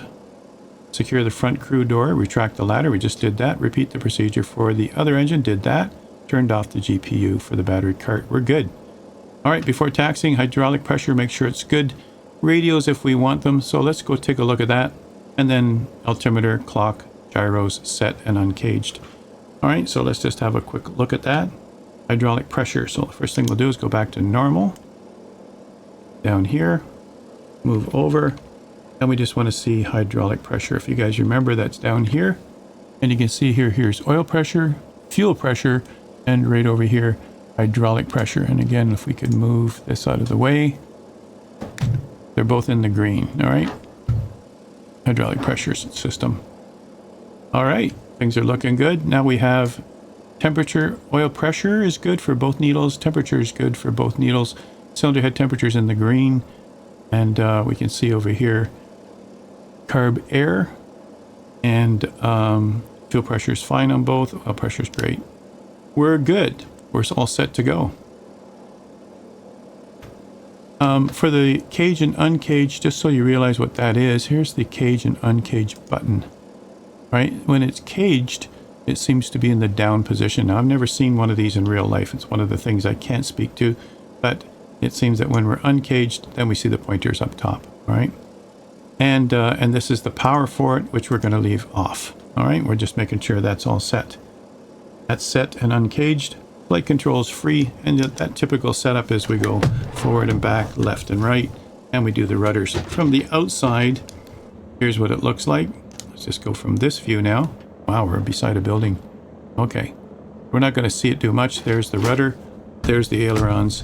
And there's the elevator. If we can get a picture of that. There we go. There's the elevator. And this is the trim tab right here. Your elevator trim tab. How close can I get here? This part, this small part right here on both sides is your elevator trim. So when you actually use the elevator trim, you notice it's going up from the outside. I should be able to see that. Unless my autopilot has wrecked it. So right here, have a quick look here. You can see it's set for middle, which is neutral. As I spin my trim wheel on my Bravo, it's not spinning very much. So it's a very slight trim, but if you go like this, you can trim it a lot. All right, let's have a look outside again. You can see now the trim tabs are way down. We can do that. There we go. They're way down. Go back inside. Let's put it back up. You can see this is the course movement. You can make it move really fast. And you can see now they're in the up position here, the trim tabs. That's what that is, you guys. It's elevator trim. Let's put it back down to neutral. Let me make sure that it's at neutral. Right there. That's good for takeoff. Yep. All right. Getting ready to go. Are we ready to go? Parking brake off. And then tail wheel unlocked. Well, we'll find out as soon as we start taxiing. Let's just get to this position here. Like that. And we're going to be heading out to here to take off. That's the start of the runway here at Pioneer. We're at the Pioneer airstrip, you guys, at Oshkosh. And that's a nice grass strip that we can use. I'm going to just give it some power now. We're not moving. Good. So control 4. Parking brake. Back to normal. And before we move, pull the power and put on the brakes. Make sure that we have brakes. All right, that's always what you do on a taxi test. Also, you want to make sure the tail wheel's unlocked. We're good. I'm giving it about 10% power and just taxiing and bringing it back to idle. I'll leave the window open while we're taxiing because it gets warm in here. And give you an idea what we're doing here. Look at this baby. Look at this baby. And we're just going to come around to here. And get started to get going. Lots of fun. When we get to the after takeoff, it just says wheels stop rotation with the brakes. We typically do that on planes so that those spinning wheels from taking off do not go back up inside and start scraping metal and throwing dirt around. And so we typically do that. It's going to turn here. Like it's clear over there. Turning right here. A little bit of power. I got my brake on the left wheel. Look how it spun that tail wheel around. That's looking good. Pretty much like that. Let's see how that looks. A little bit more. Yeah, it's interesting. It could be my head tracker, you guys. Because I'm going to lock the wheel. You pretty much want to be aligned properly here. Now, once you're up on your main wheels, you don't worry about steering with your tail wheel. You worry about, obviously, you can affect that with your rudder then once you got enough speed. All right, we're going to close the window. Hey, nice view from there. And we're just going to go through the last bit of the checklist before we take off. And that's the takeoff section right here. We're not going to do the run-up for sake of time. We've done that on the DC-3 one. And I did that earlier for demonstration on Twitch. But before takeoff, mixtures are auto-rich. Valve flaps are trail. Propellers are incremental RPM, increase RPM. Anyway, my propellers are full. We checked the gyro. We don't want it affecting us. Fuel booster pumps on. Tail wheel is locked when you're lined up with the runway. All right. So let's just take a look at that. Fuel booster pumps. Let's go up to here. Fuel booster pumps are both on. We're good. Back to our normal view. Here we go. Full power. Let go. That's that airspeed. We should level up in a minute.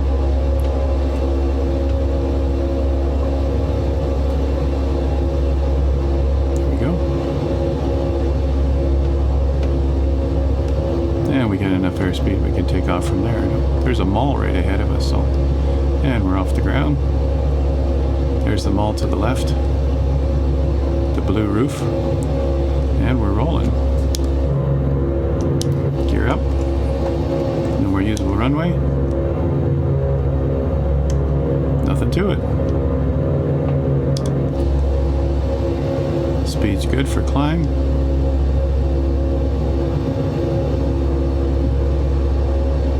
Pretty steep, aggressive climb, but that'll work. Let's get a feel for the controls here. Let's go left. Nice and gentle. Such a gentle beast, this thing. Over to the left.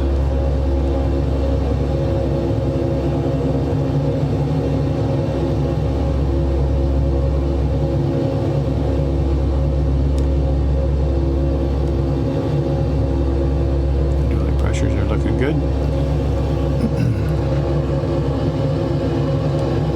Now at this stage, if you wanted to use your gyro pilot, you'd come down here and move this lever to that position. You're still getting hydraulic power from the right engine, but it's actually letting the left engine is running the gyro pilot, so that's good. Now that we're in flight and we've got some altitude going here, we actually didn't want to go this high. We're going to drop troops about 800 to 1,000 feet.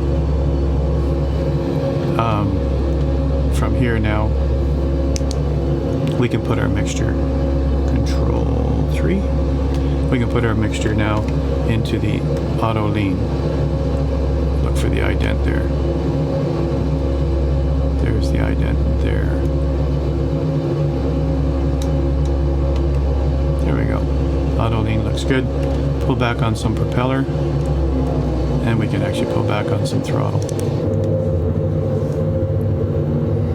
And we're nice and trimmed. I'm going to lose some altitude anyway. We're going to go back over the field and drop them over the Oshkosh field.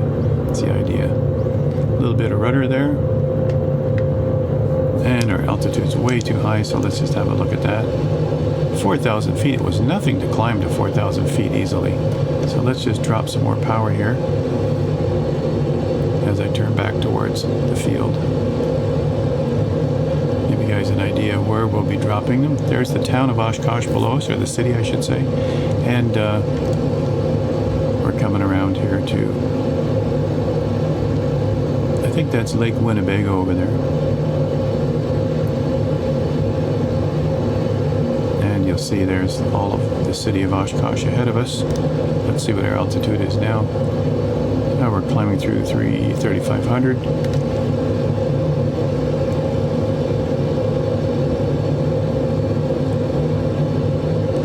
I'm going to do sort of a downwind to Oshkosh and then come over the field when we're at the right altitude. So that's the plan. I just trimmed that for that. I still want to go lower. Pulling back some more power.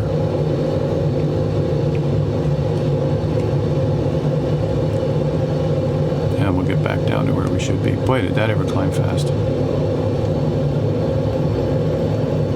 Quick look at my temperatures. I'm going to do a control 2. Temperatures, my carb air is still kind of cold, but my cylinder temperatures are good. My oil temperature is good.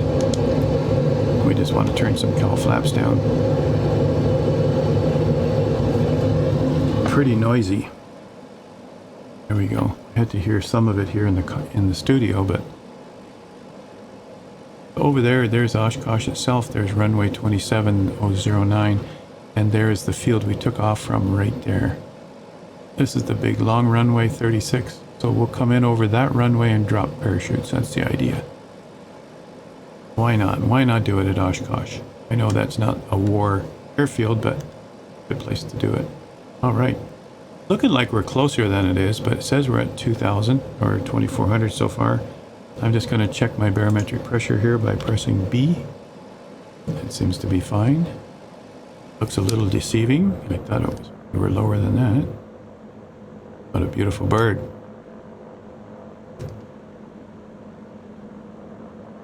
And then we'll just turn around and come in. So what we want to do as we turn around, we want to, let's go back to a normal view here.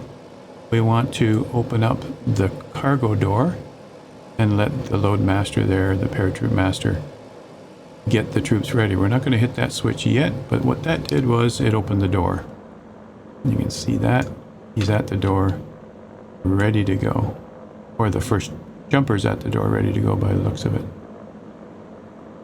And what we'll do is we'll set this up for the right view. Probably a view like that. We can see them jump. Alright, we're getting pretty low, aren't we? What's that like? Yeah, we're getting to around where we want to be, but that's looking kind of scary. That's really the jump height? Really? It's supposed to be 800 feet. Now, oh, I know why. This is the, that's why it's looking scary. I think the elevation at the airport's 800.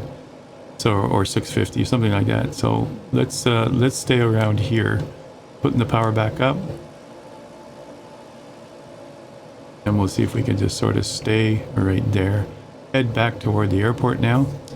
You'll remember the airport is over that way. And we'll just head over there. And I keep thinking I should pull up a bit, but this will be it right here. This is our jump height right here. This is 1,000 feet above the airport. I'm going to give it some more height here. This looks way too... The time their parachute opens, they'll be hitting the ground. Alright, there's the water. It's easy to tell this airport. There's the water, so the airport's to the left. Alright, 2,000 feet. That's it. I'm going to stay there. How does that sound? Hit that. Alright, that should be runway. Heading over toward the runway. Let's just straight across on a base. There's the airport up ahead. Alright. We got the door open. We got the right altitude. Crossing over the highway. This isn't Fisk Avenue, or maybe it is Fisk Avenue. Yeah, could be. It's probably up further, but... Alright, we're heading to the airport. We're going to drop some troops, and then we'll come back and land at Pioneer Airport. Doing another quick check here. Your pressures are in the green. Everything's good there. Here doesn't have to be down. We're not landing. Doing a quick checklist here. Alright, there's the airport. How's our altitude? Oh, still climbing a little. Let's just drop that down a little more. I'm just trimming it down a little.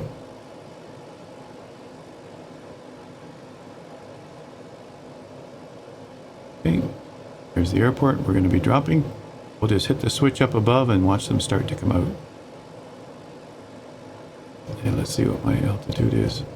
So I'm about 1,200, maybe 1,400. And, you know, typically they drop them at 800, so...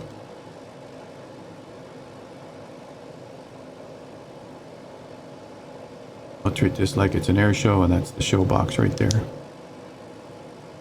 Bringing it back to about 2,200. There we go. Beautiful. That's what we want.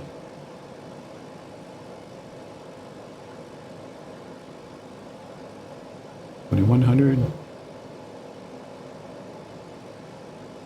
And you can just trim that. You can use the gyro pilot at this point. I'm not here to show that off. Here's what we're going to look at to see them all jumping out. Look at that baby. That's a beauty. Alright, coming over the airport. I'm going to wait until we are directly over the airport before we drop them, and then they'll drop down. We're in front of the crowd. It's going to be great. And we are at Oshkosh. K-O-S-H is the actual field. There's the dots on the runways. Almost ready for go time. And you can see here, right there's the control tower. All right, here we go. We've got it open already, and go. And there they go. Out they go. Right over the field. Looking good.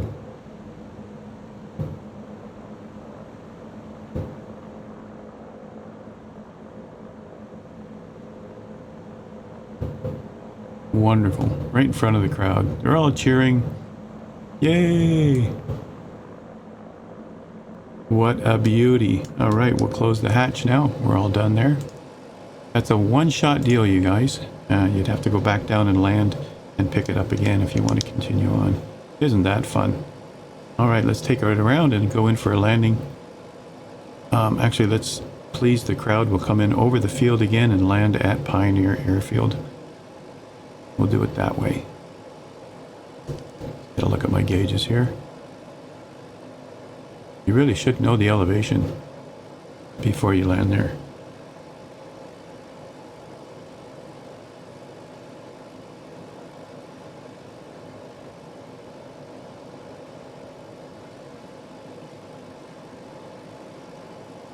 Give you an idea where we are. Let's see, there's the field over there. Interesting when you look at that door.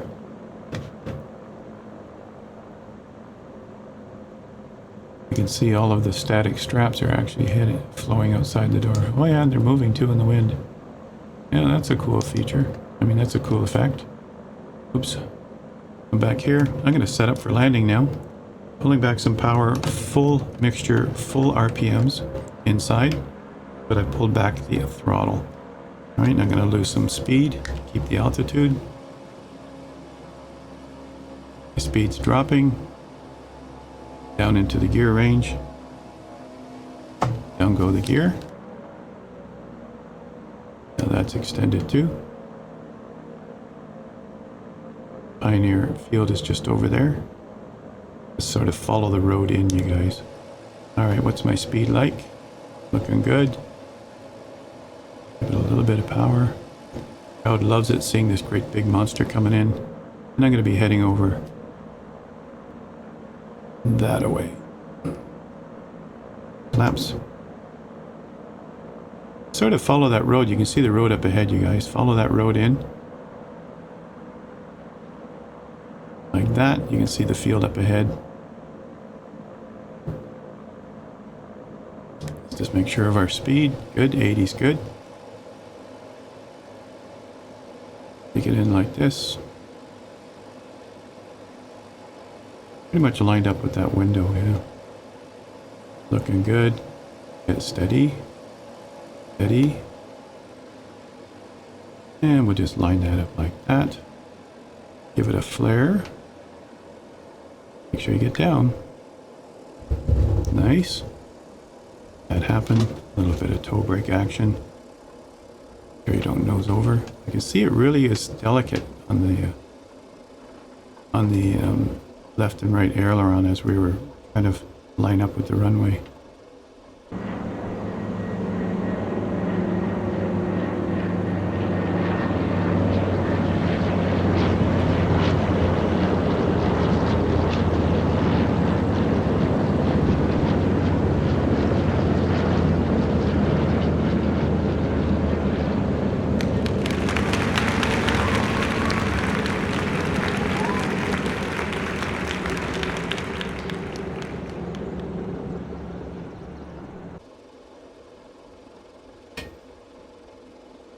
Looking good. Flaps can come up.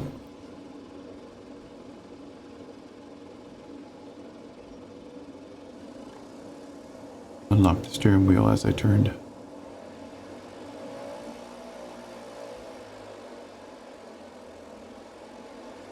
Troops are down and plane is down. Next, what I'll demonstrate is the glider. And I'll bring the glider back to here also. So let's park this and we'll get the glider out and it'll be towed by this plane. But when you're doing the glider, when you want to fly the glider, you can't be in the tow plane. So just so you know. Give me a spot, you guys. Just a little spot here somewhere. Maybe right here.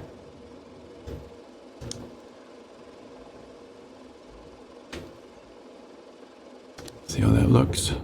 Yeah, we'll stay there. Mixture cutoff.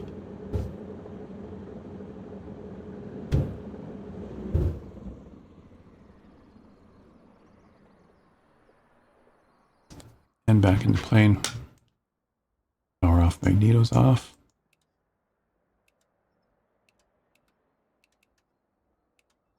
Good. booster pumps off. Pretty much, you know, like just go through the list and turn everything off. The faster checklist, yeah.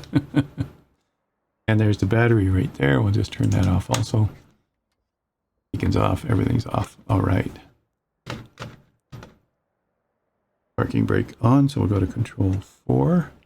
Parking brake on. That's good. And we have to just turn the fuel off. So control 3. And now we just move to the off position. Same with over here. Propeller levers are in the way. That's off. Fuel is off. Everything's off. That's how it's done. All right, now let's go take the glider out. Second part, all right, the glider. Now you have to go back to the main menu and pick the glider. All right, and it's going to be a lot of fun. Let's go.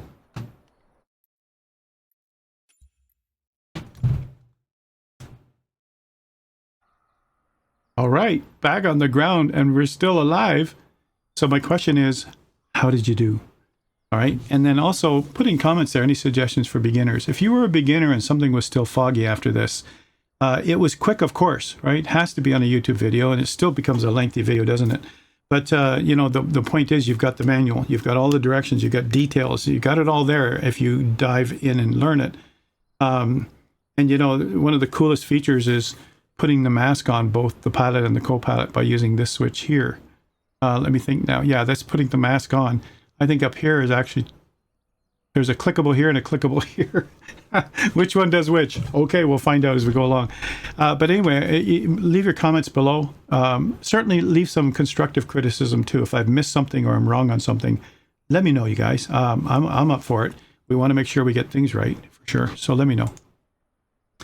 So the glider. Now, we're going to go into the glider in a presentation, and I want to get into this and just not as much detail as I did with the C47, but you still need to know some things like stall speed, glide speed.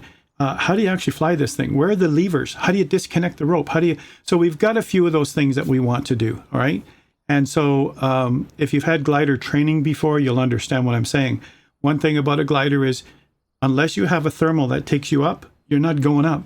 If you're too low on approach, you can't correct for that because you could pull up and just stall and then fall down and hit there anyway. So, you know, gliders take a lot more finesse and an understanding certainly of the air around you. And so we want to go and fly this thing and see how it goes and have some fun with it. And that's what we'll do. All right, let's start by finding this airplane. All right, so the first thing you want to do, most people will look for the C-47 and then look for the glider. It's the other way around. Look for the glider first and then pick your tow plane. All right, so the glider is actually called CG. All right, and this is, the G is for glider, right? This is a cargo glider. And it's the 4A, and there it is. All right, so we're going to take this glider now, and you notice there's a new thing here called the launch method. We go into the launch method, and I'm going to pick the DC-3. I'm actually not sure why these other planes are there, because they certainly can't pull it. These could pull it. There's a glider winch, Europe, glider, Skydrive glider winch, and here's an ESW-2B, whatever that is. So, you know, these things were not used during D-Day. They certainly didn't have them around at the time. So I'm not touching those. I'm just going to do like it would be back in D-Day, and that would be this kind of plane. So that's all you can do. That tow plane is only there so you can pick it as a launch method. And that's what we've got here. With that in mind now, we can pick our airport. I'm going to also pick Pioneer Oshkosh. And in this case, I'm going to start right on the runway so that the tow plane can pick it. And there we go. It's Ripperoni. That's the person flying overhead of me. Look at that. All right. So now what we'll do is we'll let the tow plane take us off. We'll go out here somewhere just to give you an idea what's going to happen. Actually, there's a railroad track. Let me see if I can find it. Coming into Oshkosh. Let me see. Along here. Here's the railroad track. I'll come out sort of to the railroad track. This is actually the Fisk approach to 27, but I'll come out to this railroad track somewhere and turn around and try to glide all the way back in to here. So I'm going to guess that we're going out this way. I'm going to guess that we're going to be out maybe around here, and I'm going to glide back in at some low altitude. So let's see if we can pull it off and glide back into this area. Let's go there. Time looks good. Runway 32. Now, as that's loading, before I get into it, I just want to give you an idea of what we're going to do. We're just going to quickly look through the manual. This part cannot be as long as the first part. It's really, there's no engine to worry about managing the engine. We really just have to worry about keeping the thing afloat, right? So if you look through this manual, get to know the CG4A. I'm recommending you read this thing. This is fascinating. And as ugly as it looks, it was functional. And keep in mind that this curve in the front will help if you dig in. It's smooth. It's not a pointed thing that would actually dig in.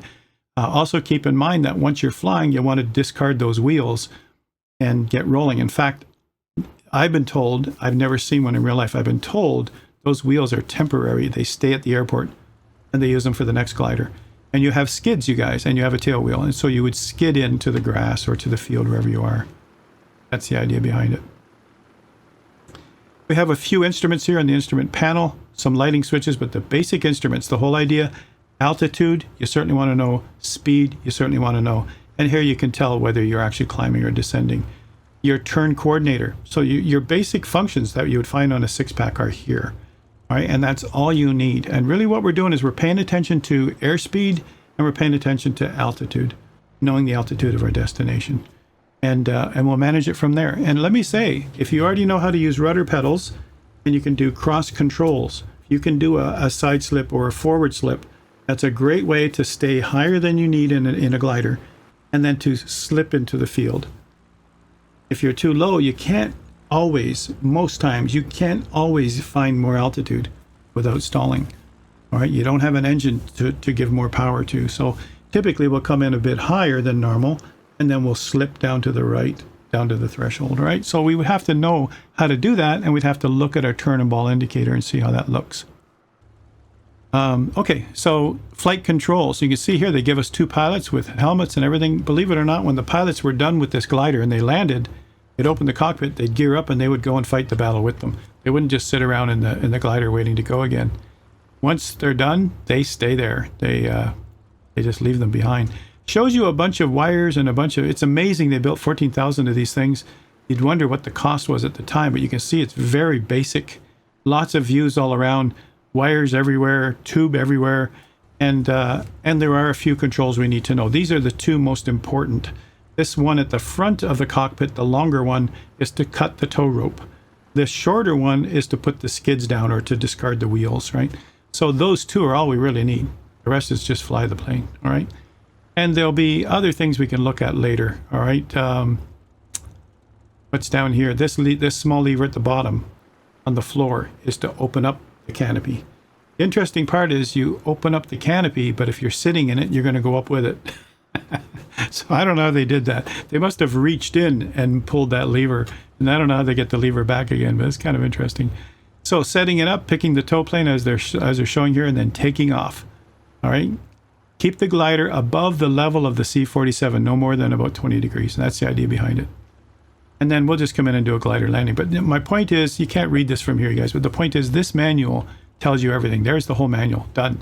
But it takes you through the steps and lets you do it. So let's try it, all right? Give it a shot. Let's go and see how it goes. Well, there it is. And there's somebody behind me too. And there's also someone else beside. Wow, we got two people that have joined us here in the field. Isn't that interesting? So I'm going to say ready to fly. I'm going to take a look outside the glider. Yeah, we got a couple of people that have joined us. Isn't that interesting? And I don't have tags. They're probably people we know. That's so nice of them to be here. But then they're just going to accompany us. Now I've got my Toby on. You can see here things that we need to look at. There's our instruments. There's our recognition lights, you know, so they know we're friendly. There's the lever that opens and closes the canopy. We'll do that when we land. Here's the lever for cutting the rope right there. And the reason it's right there is the rope actually comes through right here. You can see the pulley system right here. All right, and the rope goes out there and over to the tow plane. Pretty cool stuff. And then the lever behind it, this one here, you hover on it, that releases the gear. All right, releases the gear. Look at all the pulleys everywhere. And your co-pilot sits right there. And let's get rolling. All right, so tow plane is already running, ready to go, ready to tow us. And we know that our main thing we have to worry about is our speed. Here's our airspeed, 50 knots. Oh boy, 50 knots. All right, so let's move over to a demonstration screen that looks a little better. I'm going to move us over to this screen here. That's better. It gives us more of a view of everything that's happening, all right? Just like our other demos. And what I'll do is I'll move my mug out of the way also because, you know, just like in the other videos that we've done here. All right, so let's go take a look now at this thing. If you see me look away, it's because I forgot to turn the head tracker off while I look away. First thing I'm going to do is wiggle my rudder. When you wiggle the rudder, it's telling the tow plane, let's go. And this guy here is saying, go, go, go. Nice. All right, it's spooling up. And away it goes. I have no power controls. I only have rudder. All right, there are no brakes. I'm now skidding across the land. You see that? And I got enough air now to go level. Nice. And as that plane leaves the grass, I'm also going to leave the grass. I'm going to use my rudder now to sort of stay behind him. All right, you can see he's level now. He's going to take off any minute, hopefully before that street, and so am I. And I'm going to stay about 20 degrees or less, or I'll snap the rope. Boy, that's awfully low. Yeah. I don't think that worked so well. I've done that one before, but it didn't work so well this time. And snap the rope. That's a great demonstration. And now I got to land it when I'm this close to the ground, you guys. I don't see a field anywhere except right here. I'm going to slip it into here. This is a horrible field right here. I'm not going to do this very well. I'm doing a forward slip right into here.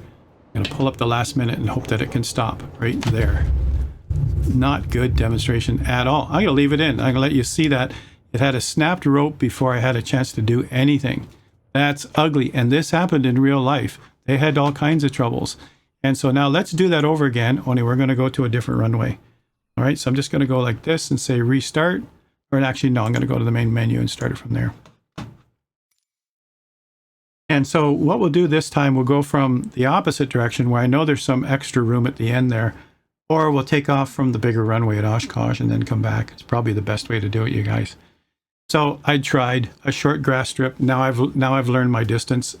It looked like it was going to work, but that interstate got in the way. Excuse me, officer, the interstate just got in my way. It's not my fault. So this time, let's take off from runway 27. This is a nice long runway. And you can see we got 6,000 feet to play with, and it's going out into the same direction. And then I'll cut the line back at the railroad tracks and try to glide into the grass. All right, we'll try that. Here are the people who are there. Look at that. Whoever has found me. Electro Joe, and hey, that's cool. Anyway, they're going to say, oh, he's over in the other runway. Let's go.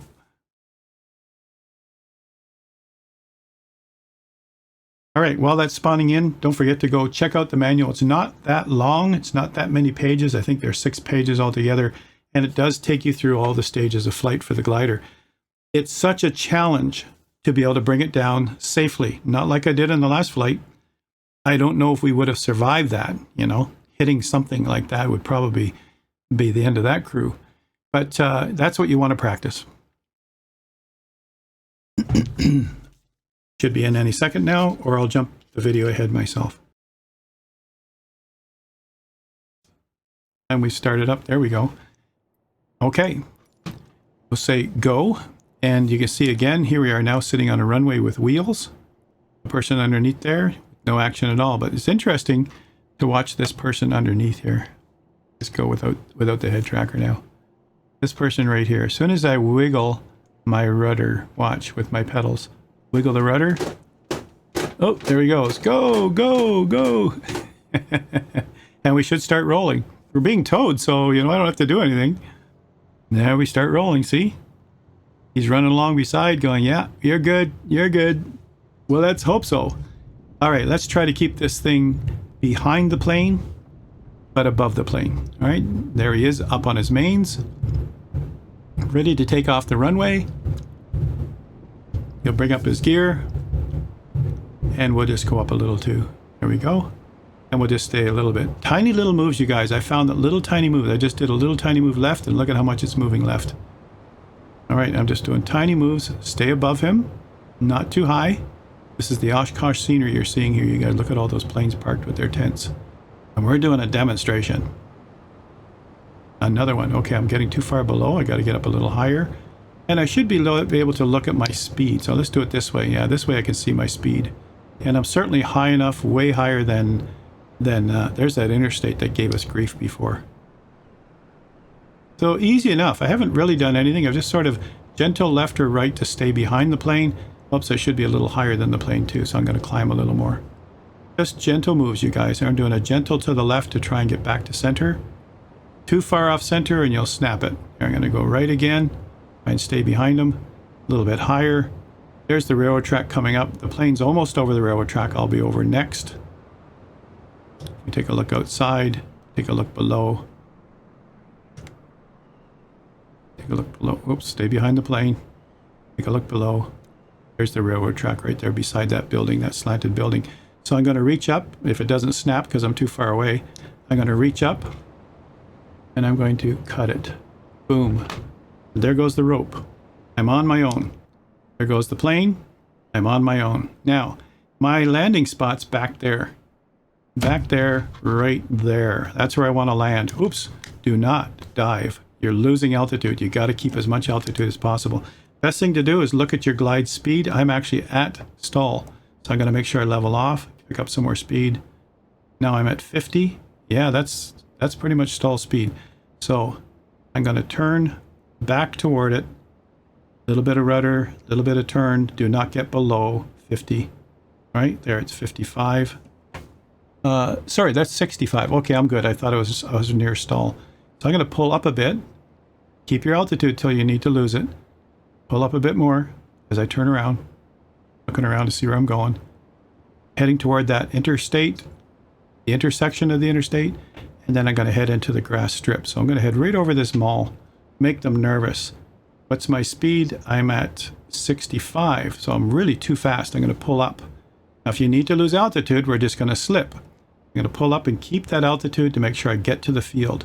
Remember, the field is over, well, it's behind that bar right now. The grass field is behind that bar.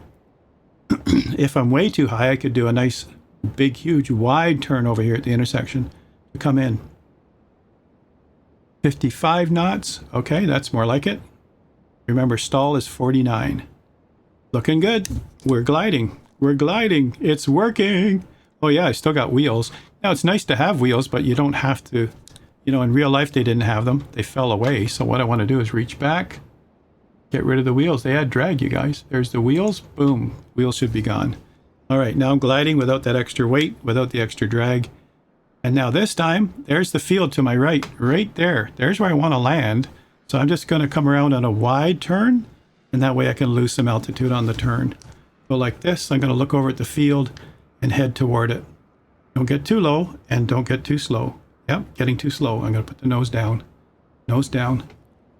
Try to level it up. There we go. Looking like I'm going to make the field. And now what I'll do is I'll just do a bit of a forward slip right here like this. There's my forward slip. And then I'll straighten up as I get over the actual field like this. There we go. A little bit of flare. Ooh, still some speed there. A little bit of flare. Like that. Should be a touchdown. And the skids will stop us in no time. No brakes, you guys. You got to wait for it. And it doesn't look like I got a lot of resistance there. It's almost like I am on wheels, right? That's a little scary. You'd think there'd be a lot of resistance with skids. But anyway, still made it. That was close. And we are on the ground. All right, now, once we're on the ground, you'd want to disperse right away. Whoops, I'm really getting troubles here trying to turn my mouse. Once you're on the ground, you'd want to disperse right away. So you'd want to get that cockpit door open. Get rid of my head tracker.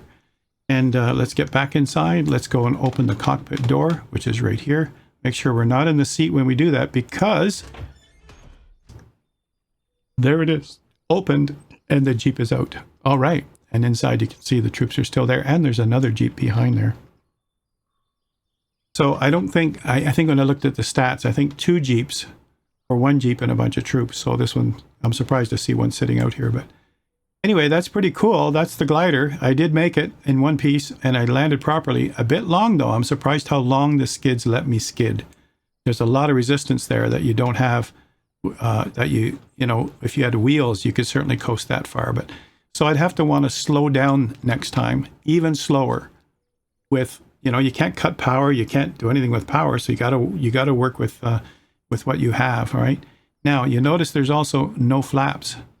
All right, so I didn't have any flaps to help me with that. I had to do slips. So that's where the I call it the intermediate or advanced skills of flying come in, because then you can actually use slips, forward slips, to get down without gaining speed. So there you go. There's the demonstration, you guys. All right. Thanks everybody for your participation. Those of you who flew with me during Twitch stream, the person who's flying overhead of me right now doesn't even know I'm recording, so I'm going to find out who that is. They'll say something in Twitch, and I'll say, by the way, that was great. And so thank you for flying overhead. And we'll see you again in another series coming up. We've got the Tailwind collection. We've got the F-86 Saberjet, which I already did on Twitch. We've also got the Tailwind collection from Steve Whitman from Oshkosh. That whole home-built line. I'm going to race another streamer with that airplane. I got so much stuff that we got to cover, and so I better get some recording done. Thanks for tuning in, everybody. Really appreciate it, and we'll see you again in another session.